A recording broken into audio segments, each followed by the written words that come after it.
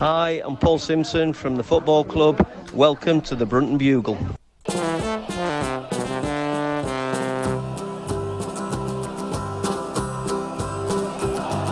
we come, blue and white, and we're looking good. You'll be in for a fight, and we fight pretty good. Getting goals is our job, and we get goals good. Looking good, we are Carlisle United. Hello everyone, you're listening to the Brunton Bugle, the number one place to get your Carlisle United fix in the podcast world. I'm Lee Rooney. I'm Dan MacLennan. I'm Mike Booth. And I'm Adam Tiffen. It's the episode you've all been waiting for. It's the League 2 season preview, where we show our total lack of knowledge of the division and embarrass ourselves with predictions that will come back to haunt us next May. With a pass so true to Balderstone and Clark's in view. There's a cross and a run, the old one too. I'm not sure what's going on today. I've turned up on time. We got that in a wanna. We got that in a wanna. I've turned up on time for recording. All the documents are in early. This could be a good season, lads. Even better, we got it in a wanna with four of us on. I know, that's quite an effort. That, to be fair. How you all doing, guys? It's the season preview episode. You're very excited to reveal your knowledge on the division, or lack Very. of. Many predictions wrong. Yes, well, based on last season, our predictions were absolutely appalling, weren't they? So I didn't do I know. too bad. This is my first time being shamed on the Bugle for my poor football knowledge. Oh dear, you got a lot to look forward to there, Adam. Yes, so we're going to be doing our season preview. It's a tradition now every year where we get together and we talk about all the teams in the division. We give them a little bit in each, and then we do our predictions at the end. And then come May, we have a laugh at how terrible they are. Before we get going, just a few little bits of update. Just a reminder that this season we are sponsored by CUOSC, the Carlisle United Official Sports Club. We were going to be renamed soon, though, Dan, aren't they? Yes, it has been mentioned in a couple of briefings that the name is changing. It'll be going to Carlisle United Supporters Trust. Yes. Personally, I think that's a better name because first and foremost, we are a trust, always have been and always will be. Yeah. We've got a members meeting coming up in 2 weeks today. It's Sunday today, isn't it? Yeah. 2 weeks today, where we will be unveiling our new logo and a few other bits and bobs. And then the second half of that meeting, once we've done all the housekeeping stuff, we have the Piatics coming, both as members and guests. Oh, well, that's very exciting, isn't it? I didn't even realise they were members as well. Fair play. Yeah. It's a big thank you to CUOSC for their support this season. Some of the money they've given us is going to go towards getting a bit of equipment so we can do a few interviews and things like that, I think, going forward. But yeah, if you're interested, go to their website. Is it CUOSC.org? Dan, have I got that right? .uk. CUOSC.org.uk. Get on there. £10 a year to sign up. Gives you 10% discount in the club shop as well. So you can get that £10 back if you spend £100 on your kits, which, you know, everyone out there has got kids, always end up spending that much, don't they? So it's well worth it for that. So there you go.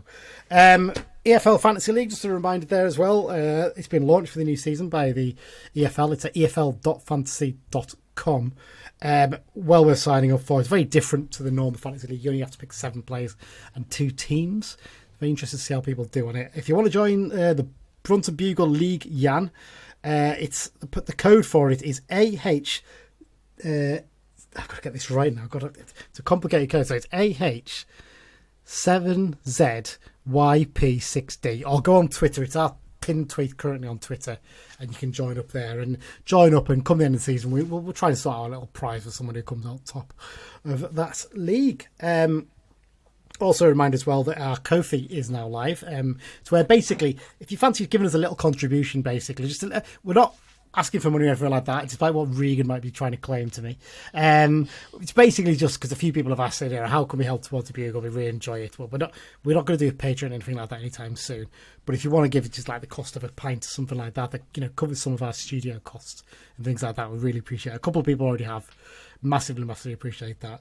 You can find it at Ko-fi, which is ko-fi.com/Brunton Bugle. And yeah, just really appreciate it if anyone wants to contribute. And obviously, if you want to get in contact with us, at Brunton Bugle on Twitter, you can find us on Facebook and Instagram, at Brunton Bugle on Instagram as well. And also email us at bruntonbugle@gmail.com. Right, let's get into it. We're going to go in alphabetical order. We've all been allocated 6 teams each, basically, except Dan, who's got 5. He's got drawn the lucky straw because we don't do Carlisle United as one of those teams. We do it briefly at the end. We just talk about how we think United are going to do. And straight into it, and I'm first up. It's Accrington Stanley. Who are they, exactly? That's one for the teenagers there. Accrington. I really fear for them this season, guys. I don't know what you think, Agreed. Yeah. I feel like they've been in a little bit of a downward spiral in recent seasons. And I think the changes in the dugout is what worries me, because they had John Coleman and your mate, Mike, Jimmy Bell, as the management duo for, I think, 9.5 seasons roundabout. And I think in total, he managed 1,096 Accrington games, John Coleman, which is quite phenomenal for one club. He was relieved of his duties last season. A bit of a fallout with the owner, Andy Holt, who is increasingly frustrated on Twitter, shall we say. He's always been quite outspoken, but he's got a bit further in the last 12 months or so. I just kind of, I don't know what you guys think, but I feel like John Doolan as manager, he didn't do that well at the second half of last season when he took over. I feel like they're going to struggle. I think losing Nolan and Lee is a big loss for them. Yeah. That's And too Pritchard. good. That's them 2 players I'd have took here, full stop, Yeah, absolutely. I mean, they were punching above their weight for a long, long time, weren't they? And I think it's caught up with them, really. It was never going to be sustainable, them sort of competing at League One level on gates of like 1,500 odd. It just wasn't going to happen. No, absolutely. And fair play to Andy Holt. He's tried, off the field to, generate a bit more income for them. They've got that fantastic new bar there and things like that. They are trying to do something. But there's only so much you can do. And actually, when I look at transfer-wise, Mick Kelly, familiar name to Blues fans, was backup keeper a couple of seasons ago. He's arrived after his spell at MK Dons, which was hit and miss by all accounts. I think one of the interesting appointments for them is Jed Brannan, who was manager at Morecambe last season, who's gone there to be assistant manager under Doolan. I do wonder if that's one to keep an eye on, and if Doolan really struggles, it's almost you've got a ready-made replacement there to take over. Possibly. I kind of feel like that's the way they're thinking with that one. In terms of players coming in, interesting tactic signing Boston United's strike force from last season. I think I've got like a combined 30+ goals between them. Interestingly, I didn't realise one of them, Kelsey Mooney, is son of Tommy Mooney. I didn't realise that until I saw that. That was a striker, wasn't it? Oh no, I mean he was a hell of a player, especially when he was at Wickham, wasn't he? He scored a cracker against us for Wickham, didn't he? I think on the opening day years ago. Yes, absolute belter of a goal that one was. So obviously, Mooney and Knowles. Jimmy Knowles sounds like a striker from the 1950s for me. Sounds like a snooker player. He does actually. Well, Tony Knowles, Tony Knowles. I think Jimmy Knowles sounds like a striker who played for New Brighton in the 1950s to me. Yeah. But After coming back from World War II. Yeah, in terms of losses, you're right, Dan. Losing Nolan and Lee are big ones. Pritchard as well, who's gone to MK Dons too. A lot of the rest have gone to non-league clubs, so that maybe not as much of a worry. They're 40-1, one of the favourites to go down. I think 17th last season. I just can't see anything but a struggle for Accrington, unfortunately. So there we go. That's my thoughts on that one. Mike, you're up next. AFC Wimbledon. Yeah. Well, he finished 10th last season, and amongst their new signings, Matty Stevens, who scored 27 for Forest Green a couple of years ago. That was quite a good signing. Obviously, that Miles Hippolyte from Stockport. I think he was a big player for Stockport in coming up. Yeah, and I think they signed Callum Maycup from Solihull Moors, who I think is another decent addition. But for me, I mean, they've lost. Harry Pell was always a massive player for them, and they've lost him. And they lost Jack Curry to Oxford United, didn't they? So, yeah, I think, yes, they've made good additions, but I think they've made good big losses as well. So, they finished mid-table last year, and I think they'll probably finish about the same again this year. They also lost their number one keeper last season, was on loan, and he went back, and he's now signed for Notts County, Alex Bass. Yes. So yeah, I'm not expecting a lot from them this season. I wouldn't be as concerned about losing Harry Pell because he's getting on a bit now, and I don't think he's quite had the same impact in recent years. But I agree with you on Curry. That's a big loss. But also Ronan Curtis, who's gone to Port Vale, and Armani Little, who's gone to Gillingham. I think that's two other really, really good players to lose. And I suppose maybe the addition of John Joe Toole at the back gives him a bit of experience at centre-back as well. He's getting on a bit though, isn't he? He's about 35. No, I didn't even know he was still playing. Yeah, I'm just looking at it. He's 35. He turns 36 in September. So Joe Pigott will be a good addition. He looked a handful against us for Leyton Orient last season. Yeah, I quite liked him. But I touched on their keeper situation. So they've signed two keepers.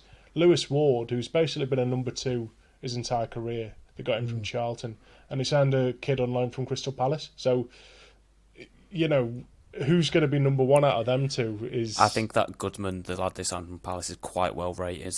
I might be wrong in saying that. I know Palace have got a few keepers who were wanted around this level, but they are going to struggle to replace Bass, like you said, because he was, by all accounts, a very, very good keeper last season. And I mean, Notts County's interest in him and eventual signing of him sort of shows that.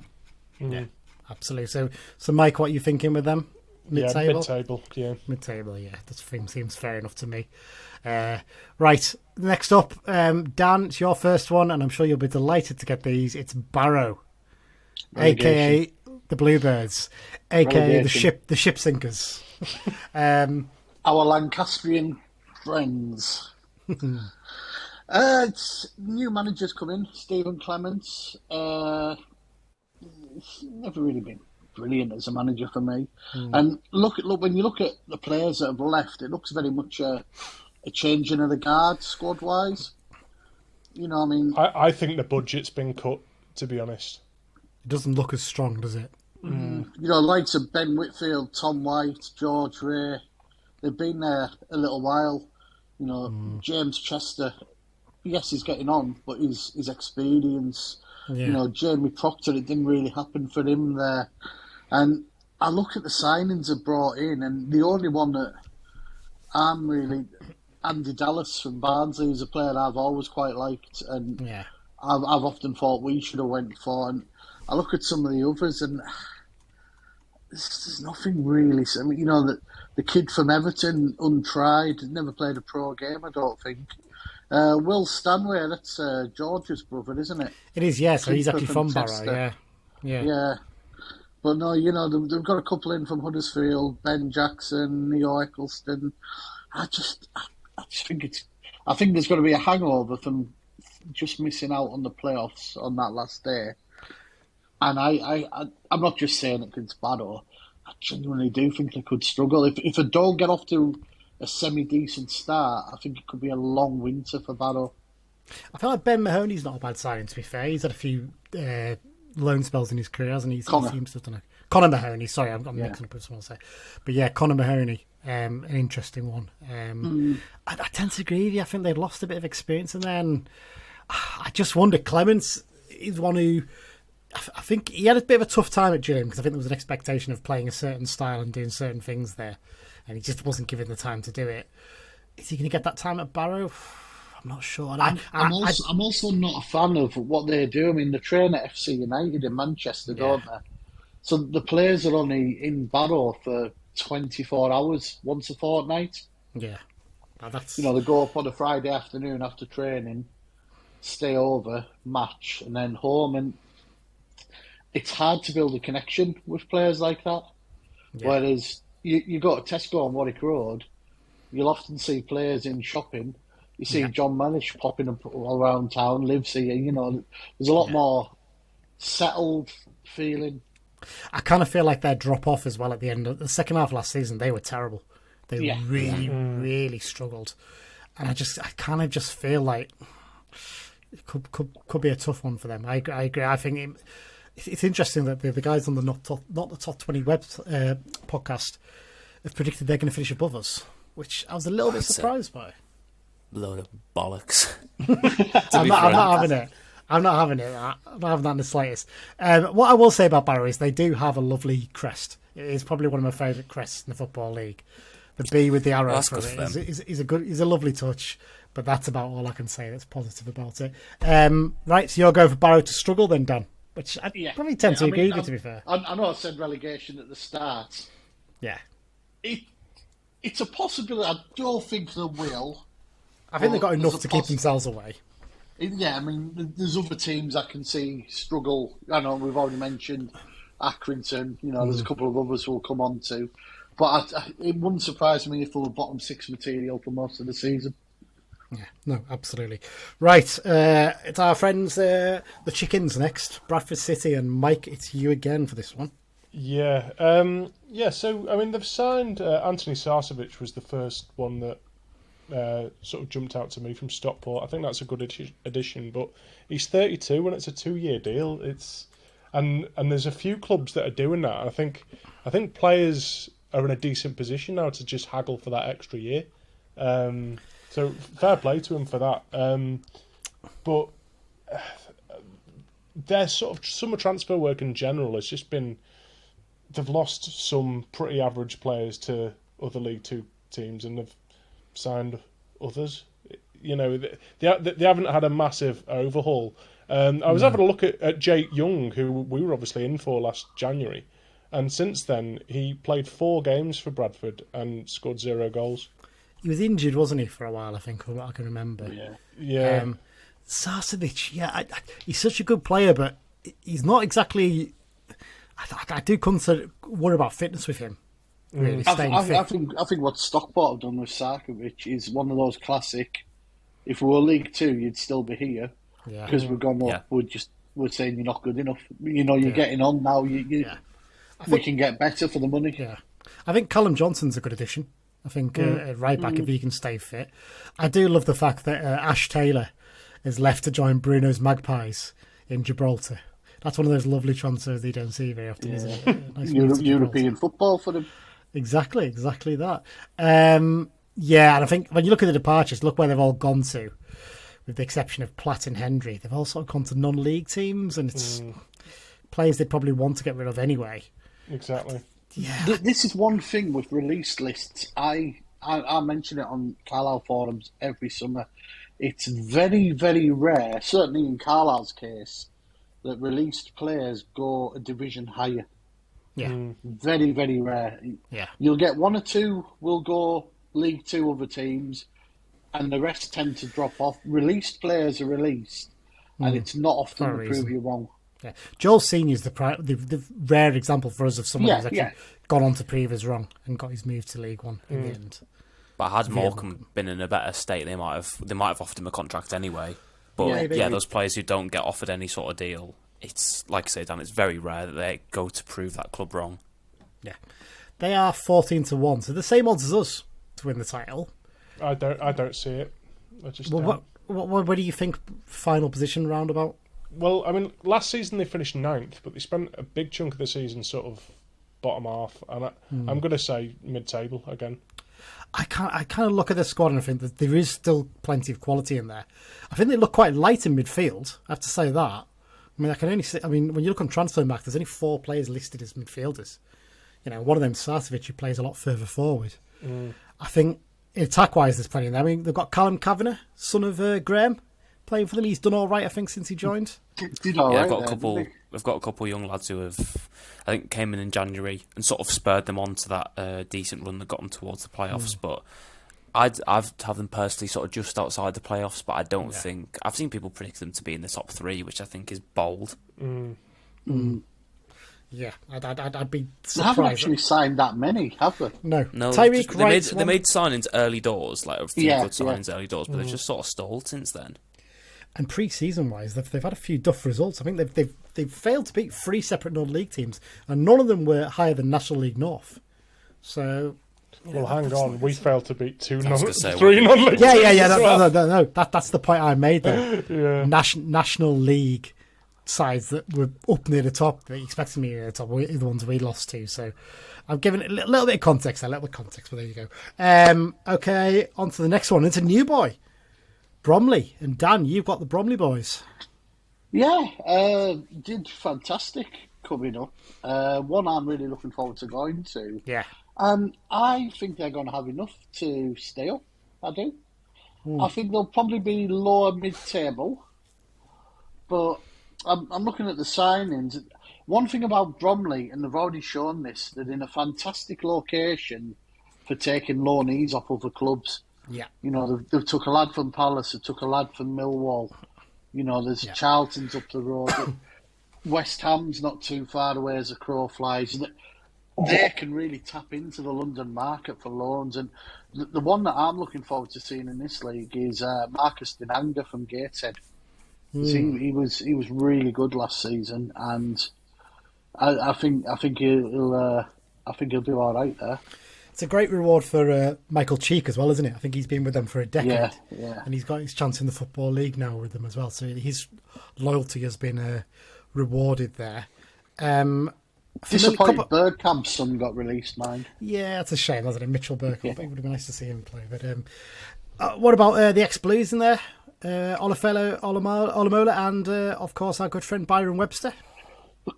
Yeah, well, Webster took the headlines when he put on a League Two captain's armband for his penalty at Wembley. That was cocky to say the least. Yeah, wasn't it? yeah, it's a good job he scored it. Yeah. But I think, like I say, I think they'll have enough to stay up. It's a long way to go, you know, and they took a good support to him. They took about 15,000 in the end, and I saw people surprised at that, and I'm like, I don't think they're basically a Kent team, London/Kent. They've got a good catchment area into Kent.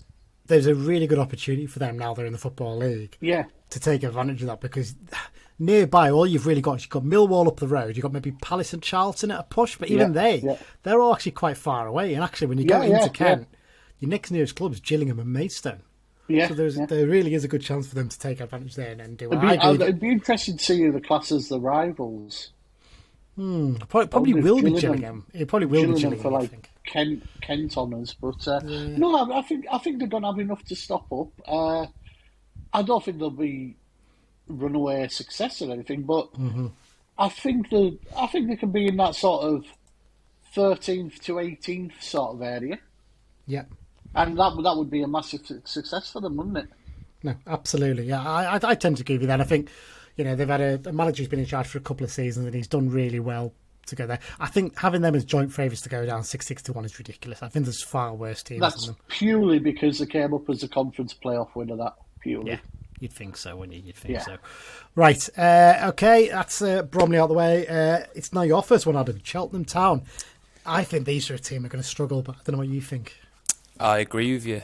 We could have, back-to-back years, double relegations for Gloucestershire sides from League Two, because obviously Forest Green did the same last year, going down from League One and then League Two the following season.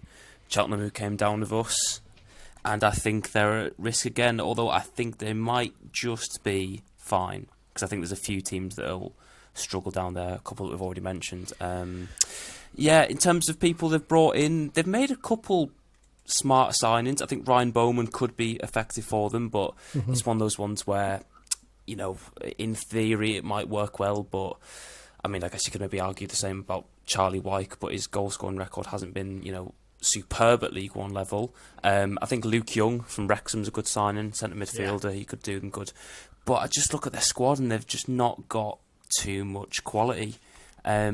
Ultimately, though, I think the biggest downfall for them will be the fact that they lost Darryl Clark to Barnsley, because he obviously came in, turned that season around for them. Even though they got relegated, they should have been nowhere near that scrap for survival, but they somehow managed it under him. He's gone to Barnsley now, been replaced by Michael Flynn, and I think they're in potentially a lot of trouble. And you can see even from the signings that Flynn's made already, there's a couple of lads come in from Newport. There's not tons of inspiration outside of Bowman and Young. They lost Liam Sercombe to Forest Green, who was, I don't know why he's gone to National League, because he was a good League One player. Luke Southwood's gone to the... Southwood's gone to Bolton. The goalkeeper have lost Rob Street to Lincoln too. Lewis Freestone to Stevenage. So there's an abject lack of quality compared to what they had last season, and I do worry for them, but I think they'll just about survive it. Yeah, I probably think along the same lines as you. I think the big thing for me when you look for the squad is experience. Actually, I was just going to say that myself, yeah. I mean, I'm looking on transfer markets here. The age of their midfield. You've got Liam Kinsella, 28, Scott Bennett, 33, Luke Young, 31, Harry Pell, 32, Tom Pett, 32. You know, all older players who've got a bit of nous there. You do wonder if maybe they need a little bit of youth in there. I know they've signed Joel Colwell from Cardiff, who might add a little bit of that on loan. And in attack as well, they've got experience there in both Ryan Bowman and Matty Taylor. So there is the positives there. I do wonder if Mike Flynn's one of these managers, though, where he just doesn't... He works at certain clubs, because if you look at his record at Walsall and Swindon wasn't particularly great, was it? It's great in Newport, but since then, I don't see it. I agree with you. I think there's a real risk they could end up dropping right down there. 20-1 is their odds, which I think's very generous, actually, to be fair. I think I would expect them to be a bit longer than that, so... Yeah, I'm not so sure. I think the big turnover in their squad in terms of players in and out could really affect them as well. So they're going to be quite an interesting one to watch. So you're going for them to just about stay up, Matt? Yeah, I've put them. I think I ended up doing a full league prediction. I put them 20th, so just about surviving. But I do think it will be close, just because I don't think they'll have enough quality to pull themselves away from that battle. Just on, players alone. That's why I think Michael Flynn will be a bit of a bad thing for them. Yeah. Right, up next, it's one of the promoted teams. The other of the promoted teams, I should say. The ones who finished out as title winners and who are one of the favourites for the title this season. In fact, they are the favourites. Chesterfield, and it's you, Mike, who've got Chesterfield. Yeah. Now, this is probably the first major controversial shout of the episode, but... You say favourites. Most bookies have them as favourites. I don't see it. I really don't. I think, they absolutely walked the National League last season, but I think the National League was actually pretty poor last season. And I think it'll take a little bit of getting used to for them. Yeah, they made some decent signings. Yeah, Paddy Madden, obviously one of them. Che Dunkley from Shrewsbury is another. But, Madden's 34 on a 2-year deal, and Dunkley's 32 on a 3-year deal. I genuinely think that they're going to struggle. They've been out of the Football League for a couple of years, and I say struggle. I don't mean struggle. I mean they're not going to do as well as everyone seems to think they will. I've just spotted this here. They've only got one goalkeeper on their books, according to Transfermarkt, which is a risky thing to go into the start of the season with just one goalkeeper signed up. It's a weird one. I can't work out with them whether I think they're going to be up there or not. I tend to agree with you. It's a bit of a... I don't think it's the same as a Wrexham and a Stockport when they came up. I don't think they're as strong as either of them, but they do have quality in good positions. Your likes of Ollie Banks, and then obviously Mike Jones, who played for us for many years. Good experience in midfield, and up front as well. They've got some pretty decent players. Will Griggs.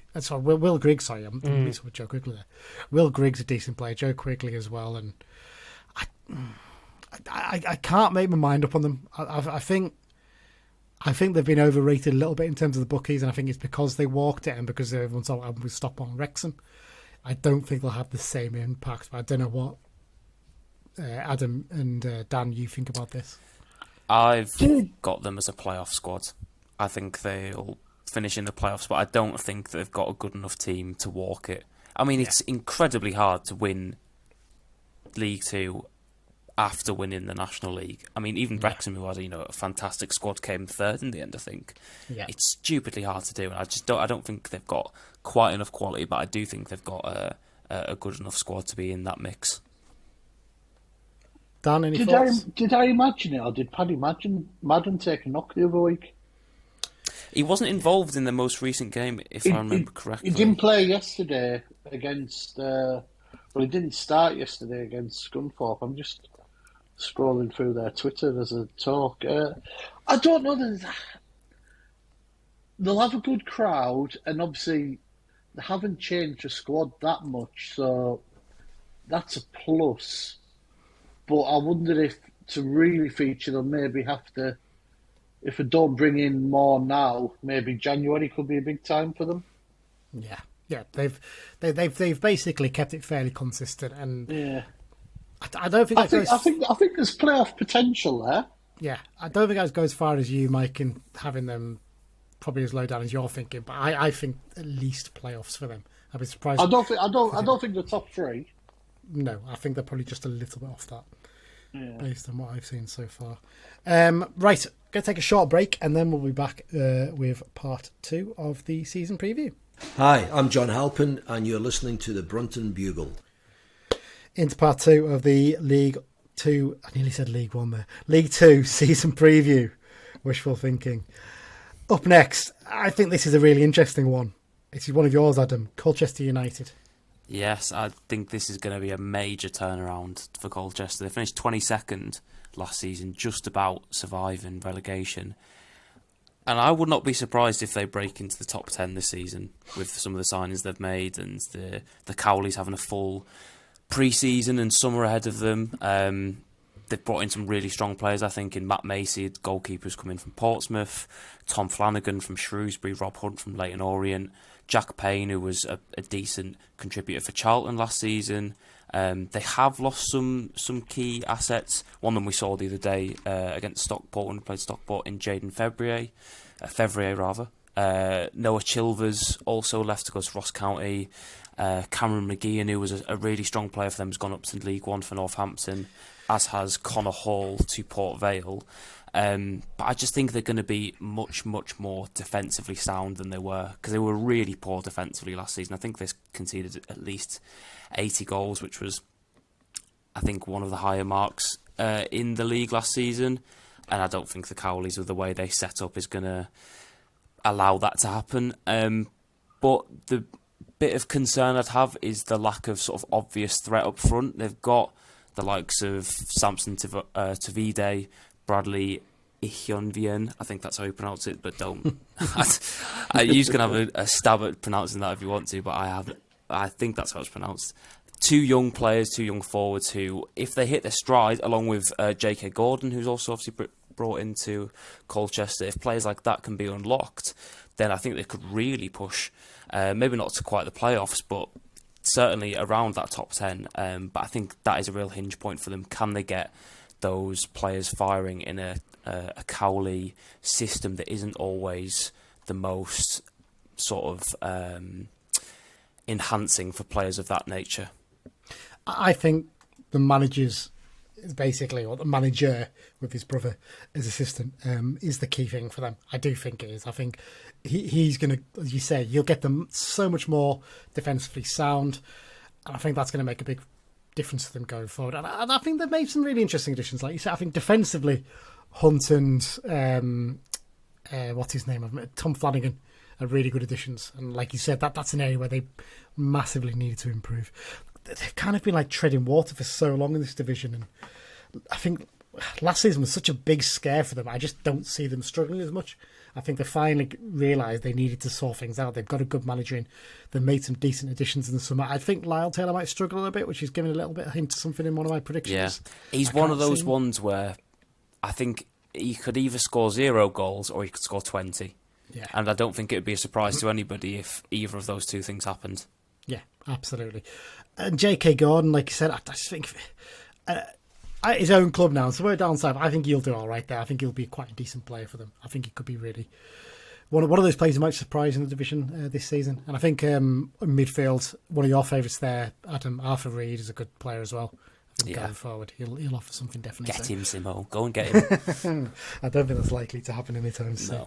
No. Right. That's Colchester covered off. Up next, just to butt in and go back to Paddy Madden.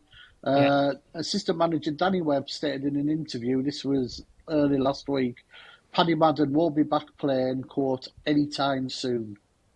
Oh, that's a bit of a blow for them, isn't it? He had a big, he was away for a scan and some swelling, so it doesn't sound good for him. No, it doesn't sound good for them at all. Right, up next, last season's playoff finalists, the ones who lost to Crawley in the final, Crewe Alexandra. Well, what's your thoughts on them, Mike? Do you think they can repeat it this season, or do you think it might be a tough one? Yeah, I think I've gone playoffs with them. I think I think the only two players that they probably didn't want to lose were obviously Rio Adebisi, who went to Peterborough, and Luke Offord, who went to MK Dons.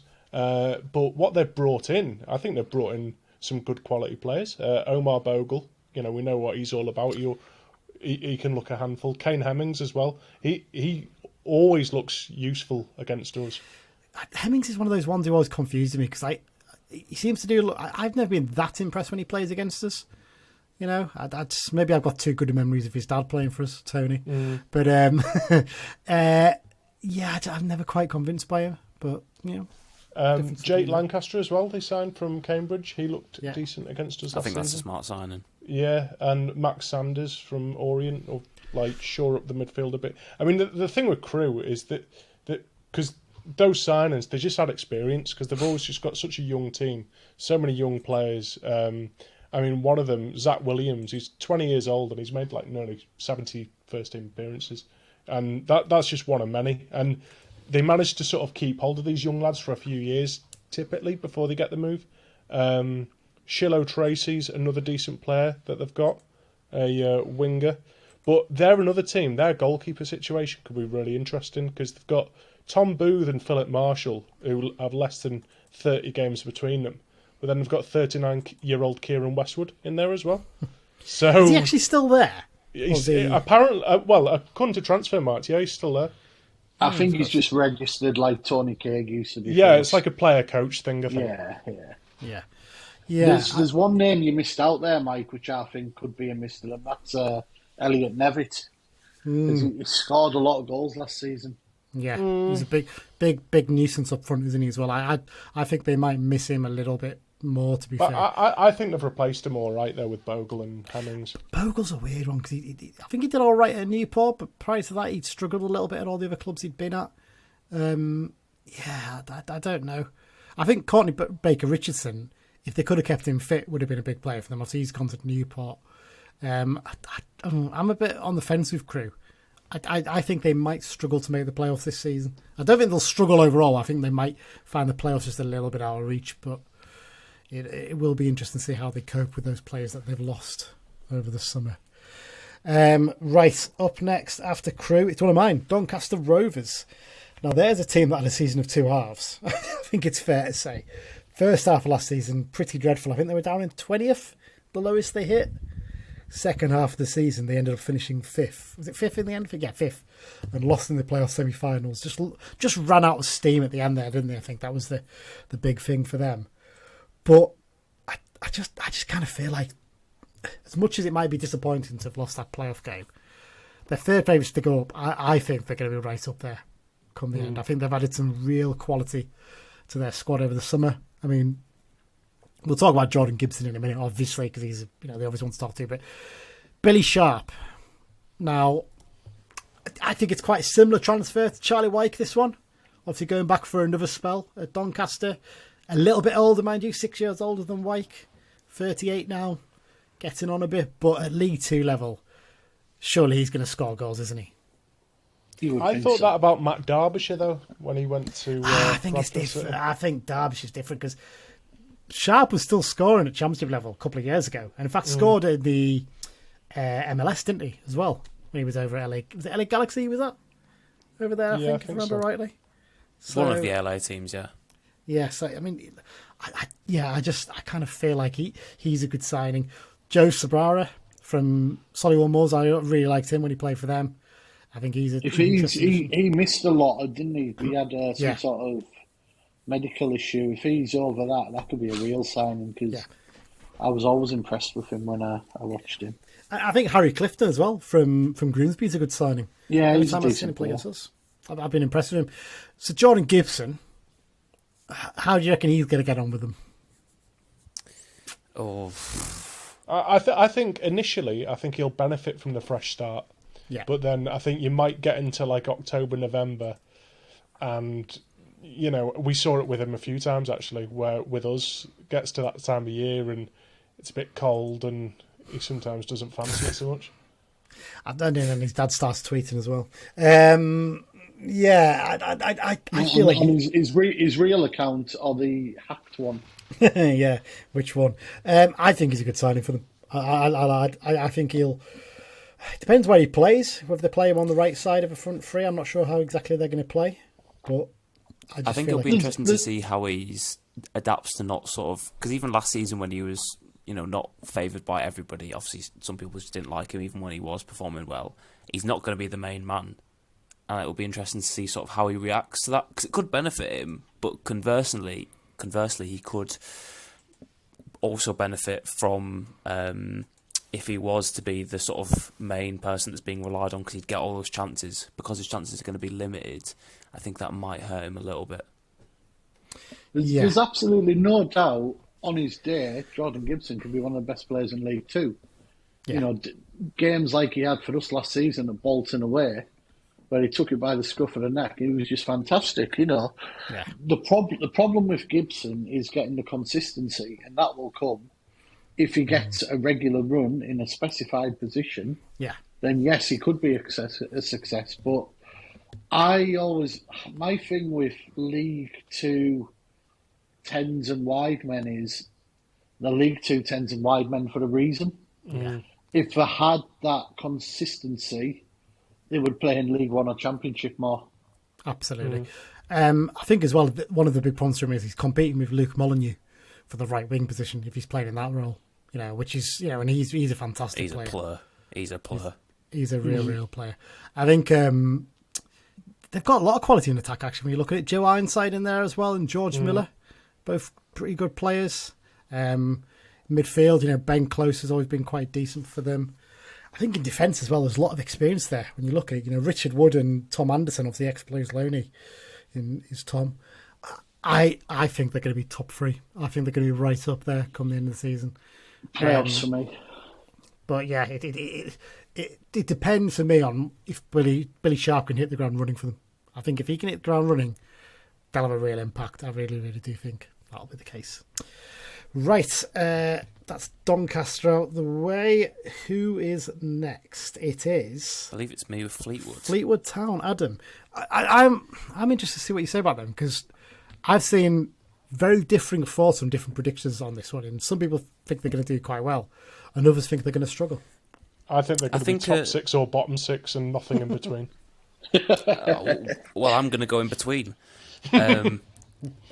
I think what helps them to sort of... I think they'll be nowhere near the danger zone because they've kept sort of the majority of the squad. They've lost a few key players, like Jaden Stockley and Ben Henahan. Mm-hmm. But the players like Kean Hayes, who they lost, who Peterborough signed, he wasn't playing for them last season. He was on loan in the National League, so it's not actually going to be much of a negative for them. They lost Promise Achore as well, who could have been a good player for them to Bristol Rovers, but it's just more profit they should be able to spend this summer. But yeah, like I said, because I don't think they've had a massive turnover, I don't think they'll be able to either push for the really high spots or be in that relegation zone. They don't have just that much threat, I think. Just because of what they've done, there's not much jeopardy in what they've done. They're not taking a big risk and gone out and signed tons of players. So, yeah, I think they'll be sort of around 10th, 12th-ish. Like Zach Medley, who's the former Arsenal defender who signed from Ostend. Him and Wiradu at the back. I know they play back three, but those two in the defence could be a real partnership. And they brought in Matty Virtue from Blackpool, who's another sort of solid... I don't think he didn't play that much for Blackpool, but when he did play, he was all right, and I think he'll be a decent central midfielder at this level. Like Mark Helm as well. He's a good player. Yeah, Mark Helm from Burton is a decent little signing as well. So, yeah, I think they'll be a solid competitor, but I don't think they'll be pushing for the playoffs. No, I'd probably tend to agree with you on that one. I think that... when you look for this squad, the big worry for me for them is I look at this squad and I'm thinking, where's goals coming from? I don't see a single big goal scorer in that attack. You know, and I love the fact that a lot of 1-0s. Oh yeah, I love the fact that they've got a player called Phoenix Patterson. I mean, that's a terrific name for a footballer. But yeah, I look for it and I'm like, do I see goals there? Probably not. I mean, like they're working with a very tight squad as well. To be fair, only 20 players. Although they do have obviously they've got like an under-21 team down there. So I think they sometimes bring players up from that. I like Brendan Wiradu. I think he's a really, really good player for them. And if we were to get promoted next summer, I'd look to sign him 100%. I think he's a really, really good talent. So you're going mid-table for Fleetwood. I'd probably just above mid-table, yeah. Yeah, I'd say they'd be in the top half of the league, I'd guess. Yeah, no, seems fair enough to me. The only concern with them is the off the field stuff, I suppose. You know, because the club has been sold. It's officially been sold to Andy Pilley's son. Yeah. No, it's a new owner. You got to remember that it is definitely a new owner. You know, with the previous owner being in prison for fraud. You know, but it's definitely a new owner. Absolutely. Right, let's move on before I get myself in trouble. Next up, it's another one for you, Adam. Gillingham. Opening day opponents, and they've been doing a lot of work this summer of Gillingham, and they've brought in a lot of attacking talent. Obviously, being in League One last season, I didn't keep up with the League Two action too much, but for some reason I thought that the defence was the problem for them. But then I looked at their record, and they were actually a very, very solid defensive side. And the fact that they've brought in players like Jack Nolan, Elliot Nevitt, and they already had some decent operators in there as well. You've got Romeo Hutton, who's a really good assist provider. I think they could be a really, really strong outfit. And I really like the appointment of Mark Bonner as well, who was at Cambridge last year. And, you know, I don't think he did poorly.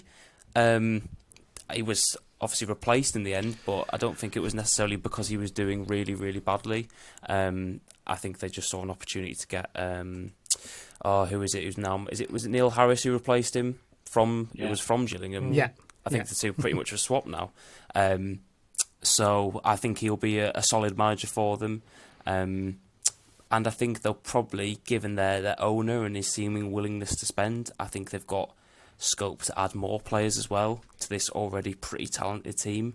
They've not lost anybody who are considered to be, you know, really crucial ones. A couple of players like Dom Jeffries, who's gone to Lincoln, Scott Malone, who's gone up to Crawley, but I don't think he was a real strong asset for them last season, at least not from what I can tell. So I think they'll be a playoff team.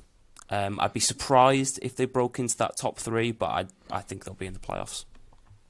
I tend to agree on that one. I'm looking through the squad now, and there is some real talent there, isn't there? I mean, lovely to see Max Amer's name in there, former Blues loanee. But in midfield, I think they look strong there, don't they? You know, Romeo Hudson, Armani Little's one that I forgot about as well. Timothy I Dieng. loved how he got announced signing by walking down the street at a Jill's in the Community type event a few weeks back. It was like he just come out the bank and was walking down the street. I've signed for Gillingham. The best thing about that video was, though, Dan, drug deal. The drug deal in the background that got caught on camera. It's just madness. But there you go. But yeah, I mean, George Lapsley as well. I really liked him when he was at Mansfield, I think. And yeah, when you look at the attack, Jacob Wakeling, you know, looked quite a good player for. Was it we had a couple of years ago? Swindon. If it's Swindon, wasn't he? Right, yeah. But yeah, you know, he looked a good player there. Elliot Nevitt, as you mentioned, is a good striker. I think I've only got some good options in attack. I agree with you. I tend to think they'll be right up there come the end of the season. Grimsby Town, Mike, is one of yours? Yeah. I mean, they finished 21st last season, and they signed George McEachran from Swindon. But I think, for me, McEachran, he's a player that people were expecting a lot from a few years ago. But I think to be released from Swindon isn't the best sort of... Is it almost a because of who his brother is sort of thing with him, possibly? Yeah, well, I think he's one of them, because I think if he's who I think he is, he's a bit of a short arse, isn't he? Yeah, and he's not the tallest. And I think he's one of them. I think if he was a bit bigger, he might be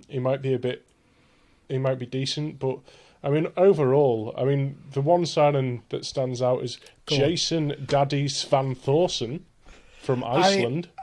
What I got to say about this? Why has he got the first name Jason? That's the first question I'll be asking him. Why are you called Jason? Yeah, I don't know. Was his parents big fans of early Neighbours? Maybe, I don't know. But I think he averaged like a goal every 3 games from midfield in Iceland, I think. He's one of those signings. He'll either be brilliant or awful. I was going to say, I was listening to the Not Top 20 thing, and they were saying that from what they've heard from people who sort of I guess, know their stuff about the Icelandic Football League, that he seems like a pretty good player. And the type of player that, if you'd probably tried to get him from a League One or League Two club, would have cost you a decent wedge. But because he's coming from an unknown league, one with probably less finances, then they've got him for a bit cheaper. So, like I say, he's probably one of those ones who we're going to forget about in a year and laugh at his name, or he's going to really, really make an impact. He'll be off to Peterborough for $2 million type thing. Yeah. Go on. No, I was going to say I'm a big fan of Abu Isa going to a club in Thailand as well. Another one of those balmy transfers, but there you go.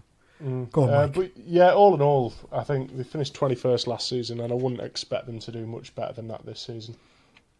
I tend to give you. I think David Artell's a decent manager at this level, so he should have enough to keep them just about away from trouble. But yeah, like you said, the other thing that stands out, if that Daddy Svansforsen can get goals, that might help them. But if he doesn't, I think they're struggling for goals in that team. I really do think they are. I think they're going to find it tough at that end of the pitch at the very least. Right, up next is it's 2 in a row for me now. It's Harrogate Town first up. It's weird, Harrogate, because they've kind of been treading water. I think is probably the best way to describe it since they came into the Football League. You look at all these teams that come up, they tend to usually make a decent impact quite early on. Sutton nearly did in their first season, but then struggled. Harrogate have just sort of kept themselves away from trouble for quite a while.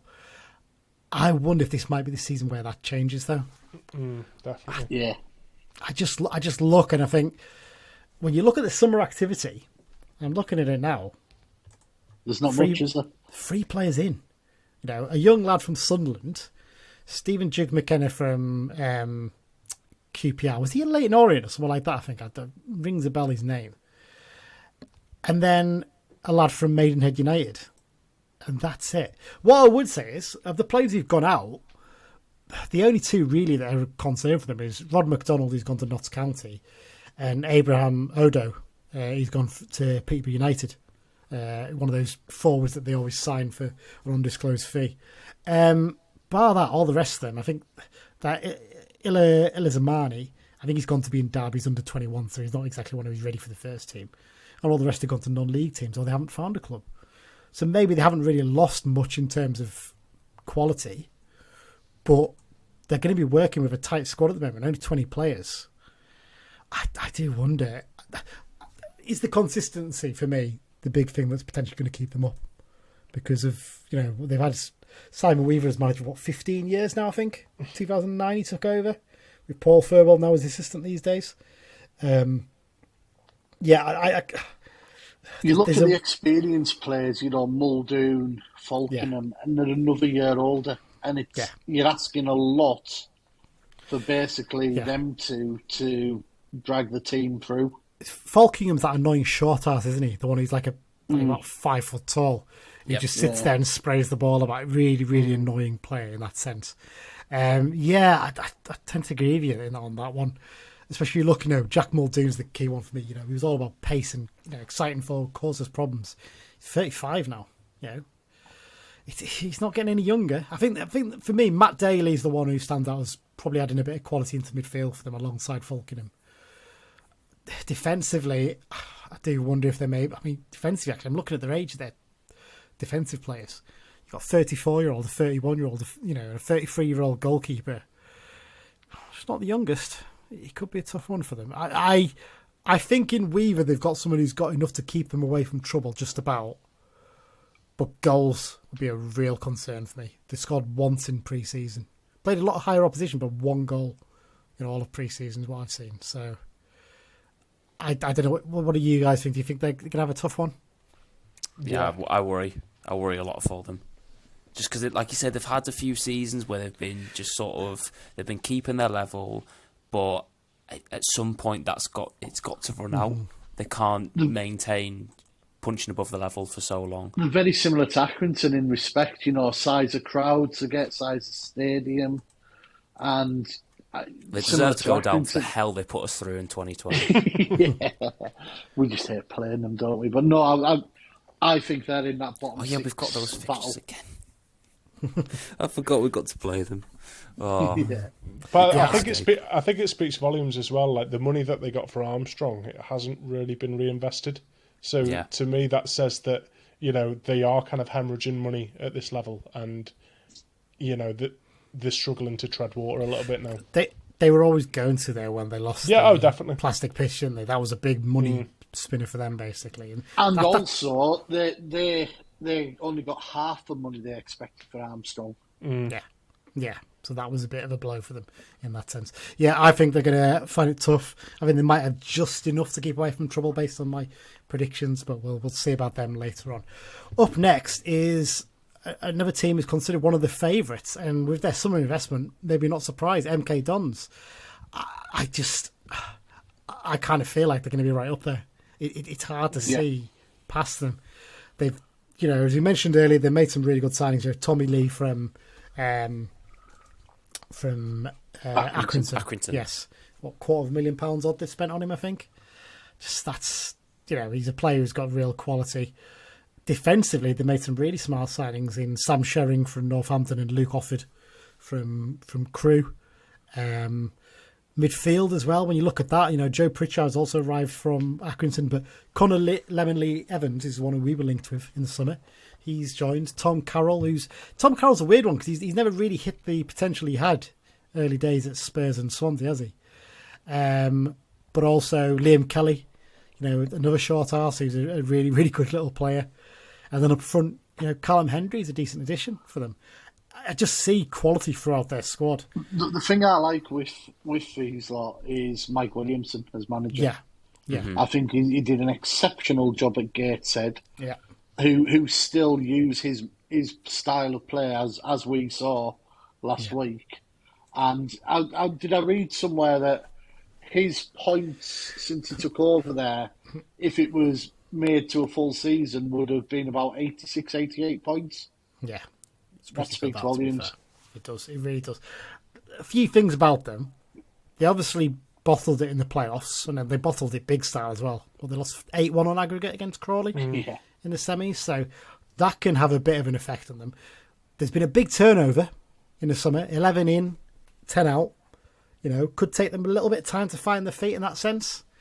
And they're going to be working with a 31-man squad, which is pretty big. It's difficult to keep all those players happy. I know there's about 4 or 5 in there who are academy products who've been promoted, but still, even allowing for that, it's a big squad. It's going to be tough to keep them all happy. What I do love about them, though, is they've got 40-year-old Dean Lewington still playing for them. That's mental. Is he closing in on 1,000 appearances now, I think, for them? Must be. Not far off.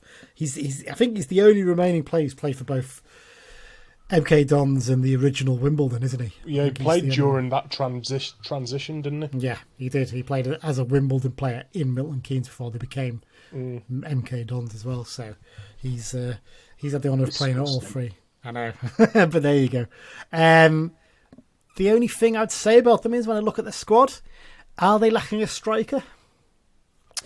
Yeah, losing Max Dean was obviously a big blow, but I think they got a lot of money for him. I think they got a couple of million. Yeah, they got a couple something of like that for him, which is, they've obviously been keen on spending, so they've probably got even more reinforcements to go and do some more damage in the transfer market if they wanted to. I think Hendry's a decent option, though. Maybe not one who's going to win the Golden Boot, but with this quality they've got around him, I don't think they need a 30-goal-a-season striker. There could be one of them teams where a couple of them get 15, and then you've got half a dozen chip in with 6 to 8 goals each, which makes a big difference, Yeah, no, absolutely. I mean, Ellis Harrison did okay at Port Vale, from what I remember as well. He might be an interesting one up front for them, possibly. I don't know, but yeah, it's going to be interesting to see how they get on. I've got them right up there. Let's give it away a little bit there, but for my predictions, I think we all tend to be in agreement that they're going to be right up there to win the main prize. That's the end of part 2. Going to take another short break, and then we'll be back to look ahead to the final 8 set of teams. This is John Mellish. You're listening to the Brunton Bugle. That's John, just signed a new 3-year contract, Mellish, there for you to take us into part 3. Very good news for the Blues. Right, into part 3. First one up, a really, really interesting one, I think. Morecambe, it's you, Adam, with them.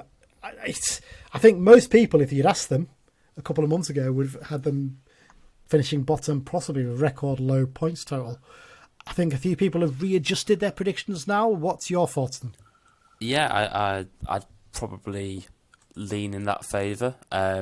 With the 15 signings made in one day. I love the way they announced them. They just said just everyone at once. We've signed a new squad.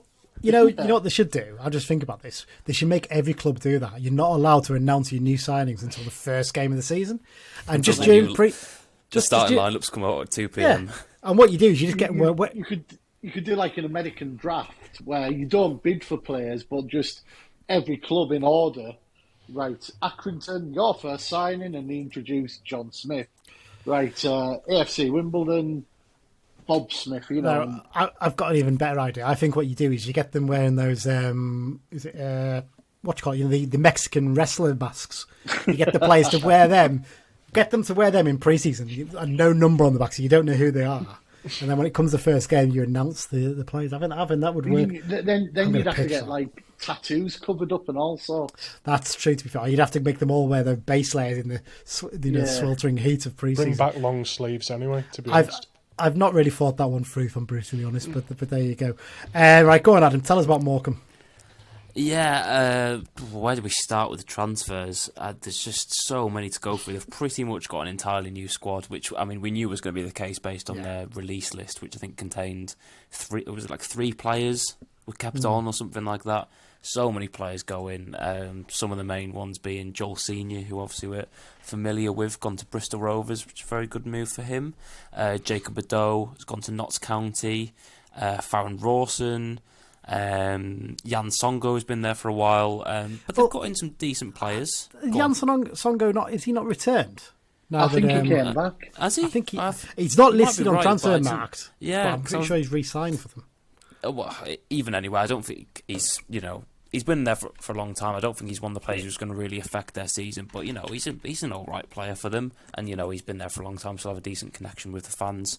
But I think they've brought in a couple of good players. They've got George Ray from Barrow, Adam Lewis, who was on loan at Newport last season, who's come as a free agent from Liverpool. But there's just a lot of border on National League, League Two. Are they good enough players like Hallam Hope, Lee Angle? I'm just trying to think. Tom White's okay player, also from Barrow, but there's just not a lot of inspiration. I think what's really telling is there's a lot of players who've come from other League Two clubs, and not necessarily ones that have just got promoted and have been released. A bit like an Anthony Sarcevic. They've got likes of where's the lad from Tranmere, Paul Lewis, and people like that who've come from lower ranking teams. They've got in Jamie Stott from Halifax, and obviously Lee Angle, Sutton, as I mentioned. So there's just a lot of players who are probably going to be okay enough to maybe just about keep them out of the relegation zone. I think they'll still be a contender for that, but I think they've pulled things together a bit more than was the case in previous times. And of course, having Derek Adams back will be a big help. Derek Adams is the big thing, isn't it? As much as his time at Ross County wasn't the best, shall we say, based on his post-match interviews, which were entertaining to say the least. But at this level, with Morecambe especially, he just knows it, doesn't he? He knows how to get. I think he, as they said on the top 20 podcast, actually, he likes the challenge, doesn't he? I think he enjoys moulding together basically outcasts, players who wouldn't probably get a deal at a League Two club normally, moulding them into a good squad. And I think actually he's got enough there to probably do that. I think Paul Lewis is a good signing in terms of experience in that midfield, definitely. I think Adam Lewis is a great signing for them. I'm surprised no one else went in for him because he did really well at Newport. So it was a little bit of a surprise that no one at a higher level maybe came in for him. But I think Hallam Hope could do quite well for them. I always liked Hope. I always thought you got a bit of a rough deal from some of our fans. I think if you play him in his right position... But I think how long ago it was that you were defending him from some of the fans. It's been a long time since he was here. It has. I kind of feel like it's the kind of club where he might do all right, to be fair. But also joining Derek Adams as assistant manager, Danny Granger. Yes. So his first taste of being an assistant at Football League level. So interesting to see how he gets on. So you think they'll probably struggle, but they might have enough to keep themselves away? I think they'll just about edge it. I think they'll. Yeah, the Derek Adams factor will help them a lot. For me, they're in that bottom 6 mix, but I agree with Adam. They're just going to have enough to keep their head above water, sort of thing. Yeah. Okay, up next, it's one for you, Dan, and this is one I think will struggle, actually. I was going to say, I haven't had one for ages, and I think I've got 3 in a row now. I was going to say, you have got 3 in a row. I should... What I did is I used Google's AI to pick the teams randomly for us. At first, it was only giving me 23 teams, and it kept leaving Accrington off for some reason, and it was driving me mad. I was like, there's a team missing, and I can't work out who's missing.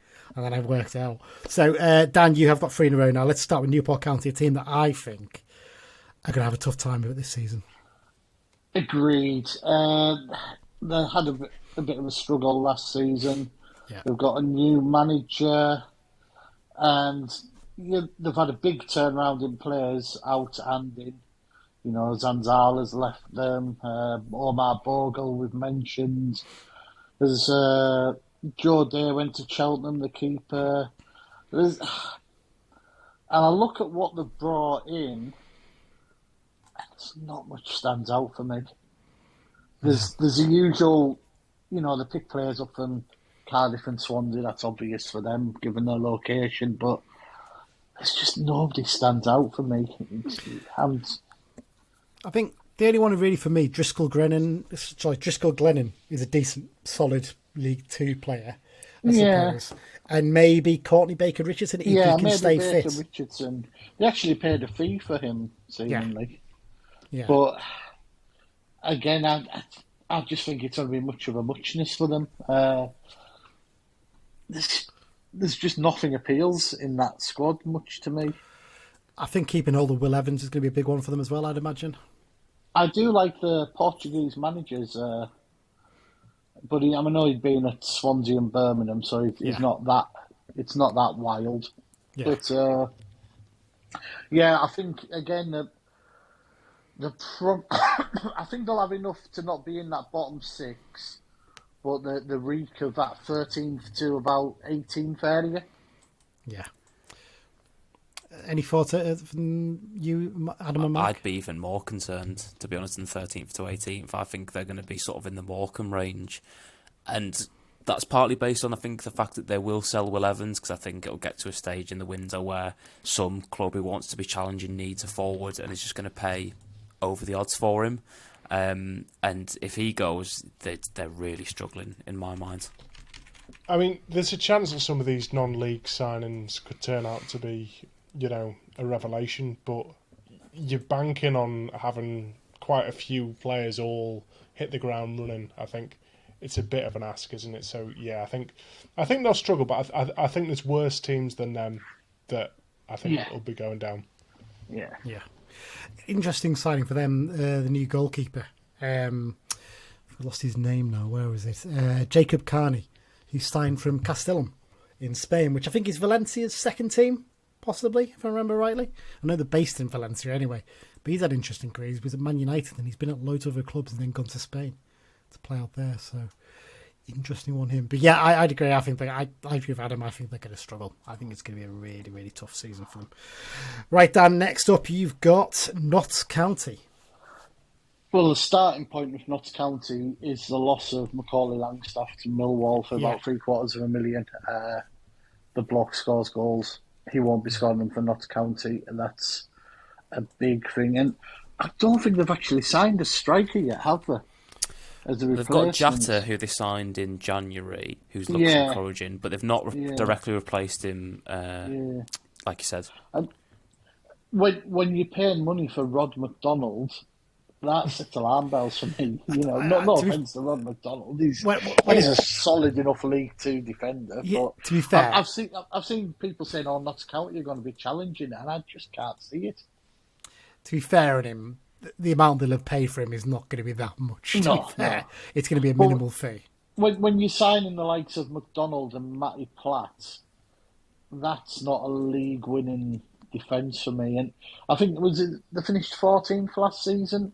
Yeah, I could see them being much of a muchness, just sort of that not good enough to be in the playoff race, but not bad enough to be in the relegation race. I could see them having a slight improvement on last season. That's the thing. The big thing they're going to have need is they're going to basically need Kedwin Scott to step up. Because he's had sort of been in the shadow, hasn't he, behind Macaulay Langstaff, and it's a big opportunity for him now. Is he capable of doing that? Not so sure, to be honest, based on what we've seen so far. I don't think he's going to be the main option. I think it'll be Jatta, who they signed in January from the looks of things. I think he had an all right end to the season, but like I said, replacing Macaulay Langstaff is, that's almost impossible with the goals he could provide. But I think I'm probably a bit more high on them than you are. Yeah, by the sounds of it. I think that there's a couple of decent players from Crawley as well that could make a difference. Possibly, they do fairly regularly for them. I think the lads they've brought in. Jody Jones is a good winger as well. We saw that in the National League playoffs a couple of years ago. Their manager as well actually is an interesting one, Dan, isn't he? Stuart Maynard, who did a really good job at Wealdstone, didn't he? Yeah. Because obviously losing Luke Williams was a big blow for them at the time, but I think Maynard's someone who, now he's found his feet, might be able to make a difference to them. Yeah. No, just mid-table for me. Mid-table, there you go. Right, up next is another one for you, Dan, again, as we said. And I think this one you're going to think a lot higher of, I think, based on the chats we've had during pre-season. It's Port Vale. Champions-elect for me. Ooh. And I don't say that lightly. I've been very impressed. They've obviously got money, but their signings have been absolutely superb. You start with the forwards. They've signed Laurent Tollage from Aldershot, who I've said to you, Lee, many times I'd love us to sign that lad. Rory Patton from Queen's Park. Jaden Stockley from Fleetwood. And Ronan Curtis, who had that half season at Wimbledon last year and really impressed me. He got released by Portsmouth, and Wimbledon will miss him because I think he scored 3 or 4 and made 5 or 6 in half a season. And you go to midfield, George Byers from Sheffield Wednesday. That's potentially the signing of the season in this league. Yeah. And Crosdale, Ryan Crosdale from Stockport just got promoted, knows what it's about. Ben Hannigan from Fleetwood, Connor Hall from Colchester, Ben Amos, former Blue, in goals. These are signings of a team who are not messing about for me. And I thought Port Vale were atrocious in the second part of last season. They were. When we beat them on New Year's Day, didn't I say to you, Lee, these lot 16-1 for relegation? You put money in it. I wish I'd done. Yeah, I tend to agree with you. I think they're going to be right up there. Joint third favourites at 9-1. Not a massive surprise. They were appalling second half last season, but they've added some real strength to the squad. They've obviously lost some low knees. They've given Darren Moore the long-term contract, and they're backing him. Yeah, absolutely.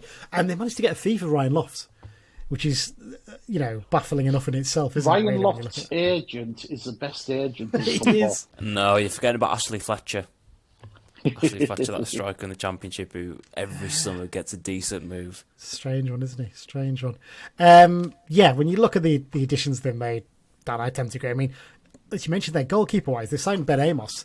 They've already got Connor Ripley, who I've always wanted us to sign. I think he's a cracking goalkeeper. To have 2 goalkeepers of that quality. And then your defence, as you say, it looks really strong. Jesse Deborah didn't play too much, I don't think, for them, but he looked quite good when he was at Halifax. And Con Hall's come back to them, and I think he'll do quite well. You look at their squad, and there's not much weakness in it. No, absolutely. I'd be amazed if they're not in the top 3. And like I said, for me, they're champions elect. No, I tend to agree with you.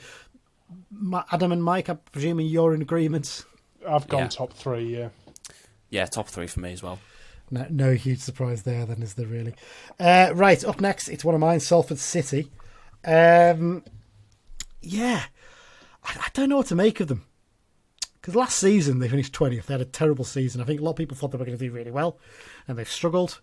Carl Robinson took over as manager in January. I think he turned things around slightly, I think. But I just wonder if off-the-pitch stuff might affect them a little bit this season, because they were the media darlings for so long, weren't they? Having come up, with the class of '92 and all that stuff. And they lost a bit of their limelight to Wrexham in the last few years. One interesting thing that's developed in the last week or so, off the pitch, Peter Lim has sold his share in the club. I think he had 50% of the shares. He sold them to Gary Neville now. So Peter Lim's no longer involved, and he was the man putting the money in, wasn't he? From what we can gather. Yeah, there's a lot of loans which are, at least I don't know. I know Kieran Maguire, the football finance expert, was saying he wasn't sure what's going to happen with those because there was a lot of loans to the club from Lim, which it's going to be interesting to see how they're dealt with now. Especially when you look at the mess he's making of Valencia, as he has done over the last few years. He's completely ruined them. So, yeah, and I think there was talk a couple of years ago, or last season as well, at pot times, of them moving to the rugby league ground, and that seems to have stalled. I don't know if you've heard anything about that, Dan, in recent times, but it seems like, from what I can gather, Salford City Council are buying the rugby league ground, but it doesn't look like the football club are going to be involved in that. So, yeah, it's went very quiet, all that.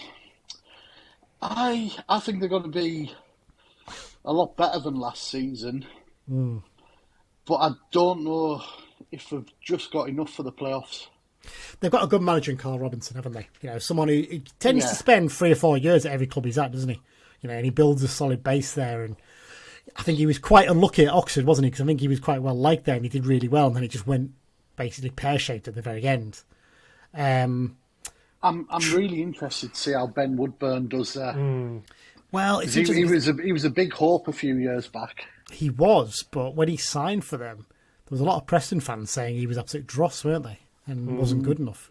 So I think people sometimes try and remember the early promise in someone's career and forget actually they've had a few years elsewhere now and they've actually done nothing since then. I think Salford's season will hinge on Woodburn. I think if he turns out to be a good signing, I think they might be all right. But if he turns out to be as bad as the Preston fans are saying he is, then I think the team is going to have a very poor season.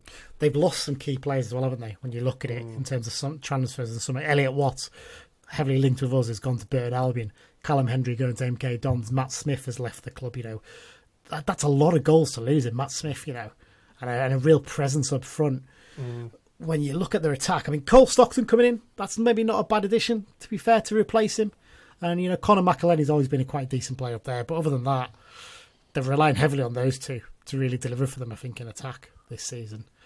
James Chester coming into defence, bit of experience at the back. Not a bad addition, especially how well he did at Barrow last year. Nice local move for him, Manchester area lad. It's a good move, isn't it, towards the end of his career, basically, to see things out. I feel like low mid-table for me. I think they'll be slightly better than last season, but not a massive amount better than they were. I think I'd be concerned for them by the fact that their pre-season was finished off with a 5-2 hammering at Rochdale. That would really worry me if I was them, because by all accounts, Rochdale deserved to win 5-2 and could have won by more. So I know, doesn't make our result against them look too bad now, does it really? In the grand scheme of things. I'm going for them to find it a bit tough again, but have just about enough to keep themselves away from trouble. Right, up next, you, Mike, Swindon Town. Yeah. Last season they finished 19th, which isn't very good, and obviously they're a big club at this level, but from what I've seen, what they've been bringing in, I think, so they brought in Harry Smith from Sutton, who is just a big unit, isn't he, really? Yeah. Grant Hall, who played over 100 games for QPR at the centre-back. Ollie Clark from Mansfield is a good player as well. Yeah, exactly. The way I see it, I think they're just going to become one of those big League Two teams, like physically, and that can do a very good job against some teams. So they finished 19th last season. I think they'll push themselves up to mid-table this season. I think they've got the physicality, but I don't think they've got the quality to push on higher than that.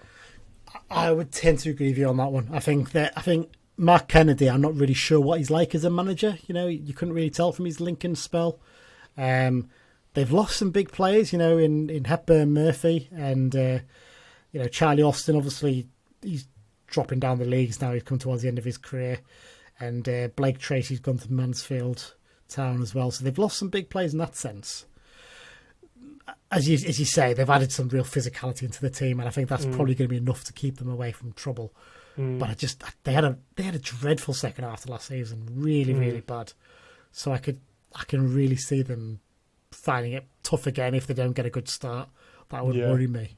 I mean, Will Wright's another decent addition. He got promoted last season with Crawley, and he was actually offered a new deal by Crawley, but he turned it down to sign for Swindon, which I don't know if that speaks highly of Swindon or if it speaks badly of what's going on at Crawley Town. Crawley have had a real turnover of players since that playing file, haven't they? And I think they're basing it all on stats, aren't they, in terms of who they're bringing in this summer again. So very interesting to see how they get on in League One. I think in attack as well, when we look at Swindon, there's not many goals there again, is there? No. Harry Smith is going to give you a real presence, but Aaron Drinan really flattered to deceive it. Leighton Orient. Paul Glatzel hasn't really set the world on fire either. I think they may well struggle for goals, like a lot of teams at our level. Yeah, but season. I don't think they're going to concede a lot either. I think the defence is beefed up quite a bit. No. Okay, then up next, Tranmere Rovers. Mike, you again? That's not me. Well, it says Mike on here, but it says on the original thing that it's supposed to be for me. And well, it's you then, you, Lee. Go on. Looking for you, Lee. We've done well to get this far with only one Lee Rooney mistake. Well, no, you know what? I blame Google Gemini for that one because they're the ones who told that. So there you go. That old chestnut. Yes, exactly. Blame the technology.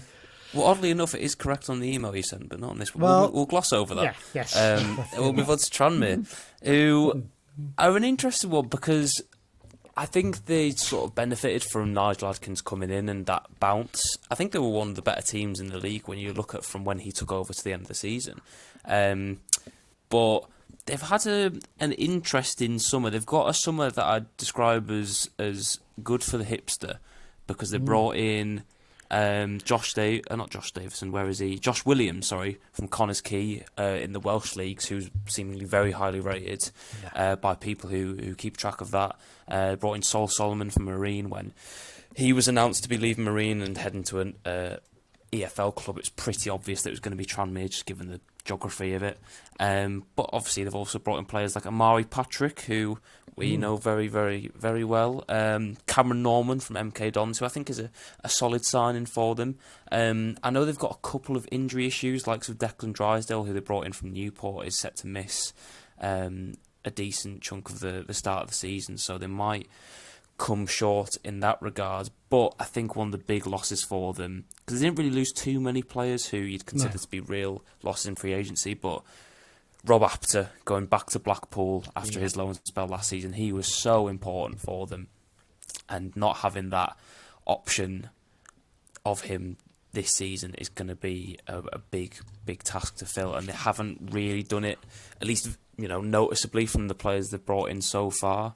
But they've got players who can keep them in a sort of stable League Two position, like Regan Hendry, Tom Davies, Connor Jennings, Kieran Morris, Brad Walker, players of that sort of ilk who will, they'll be a solid League Two team, but I don't think they're going to be pushing towards the top 10. I'd predict they're going to be sort of around where they were last season, which was 16th. That sort of range is where I'd expect them to be.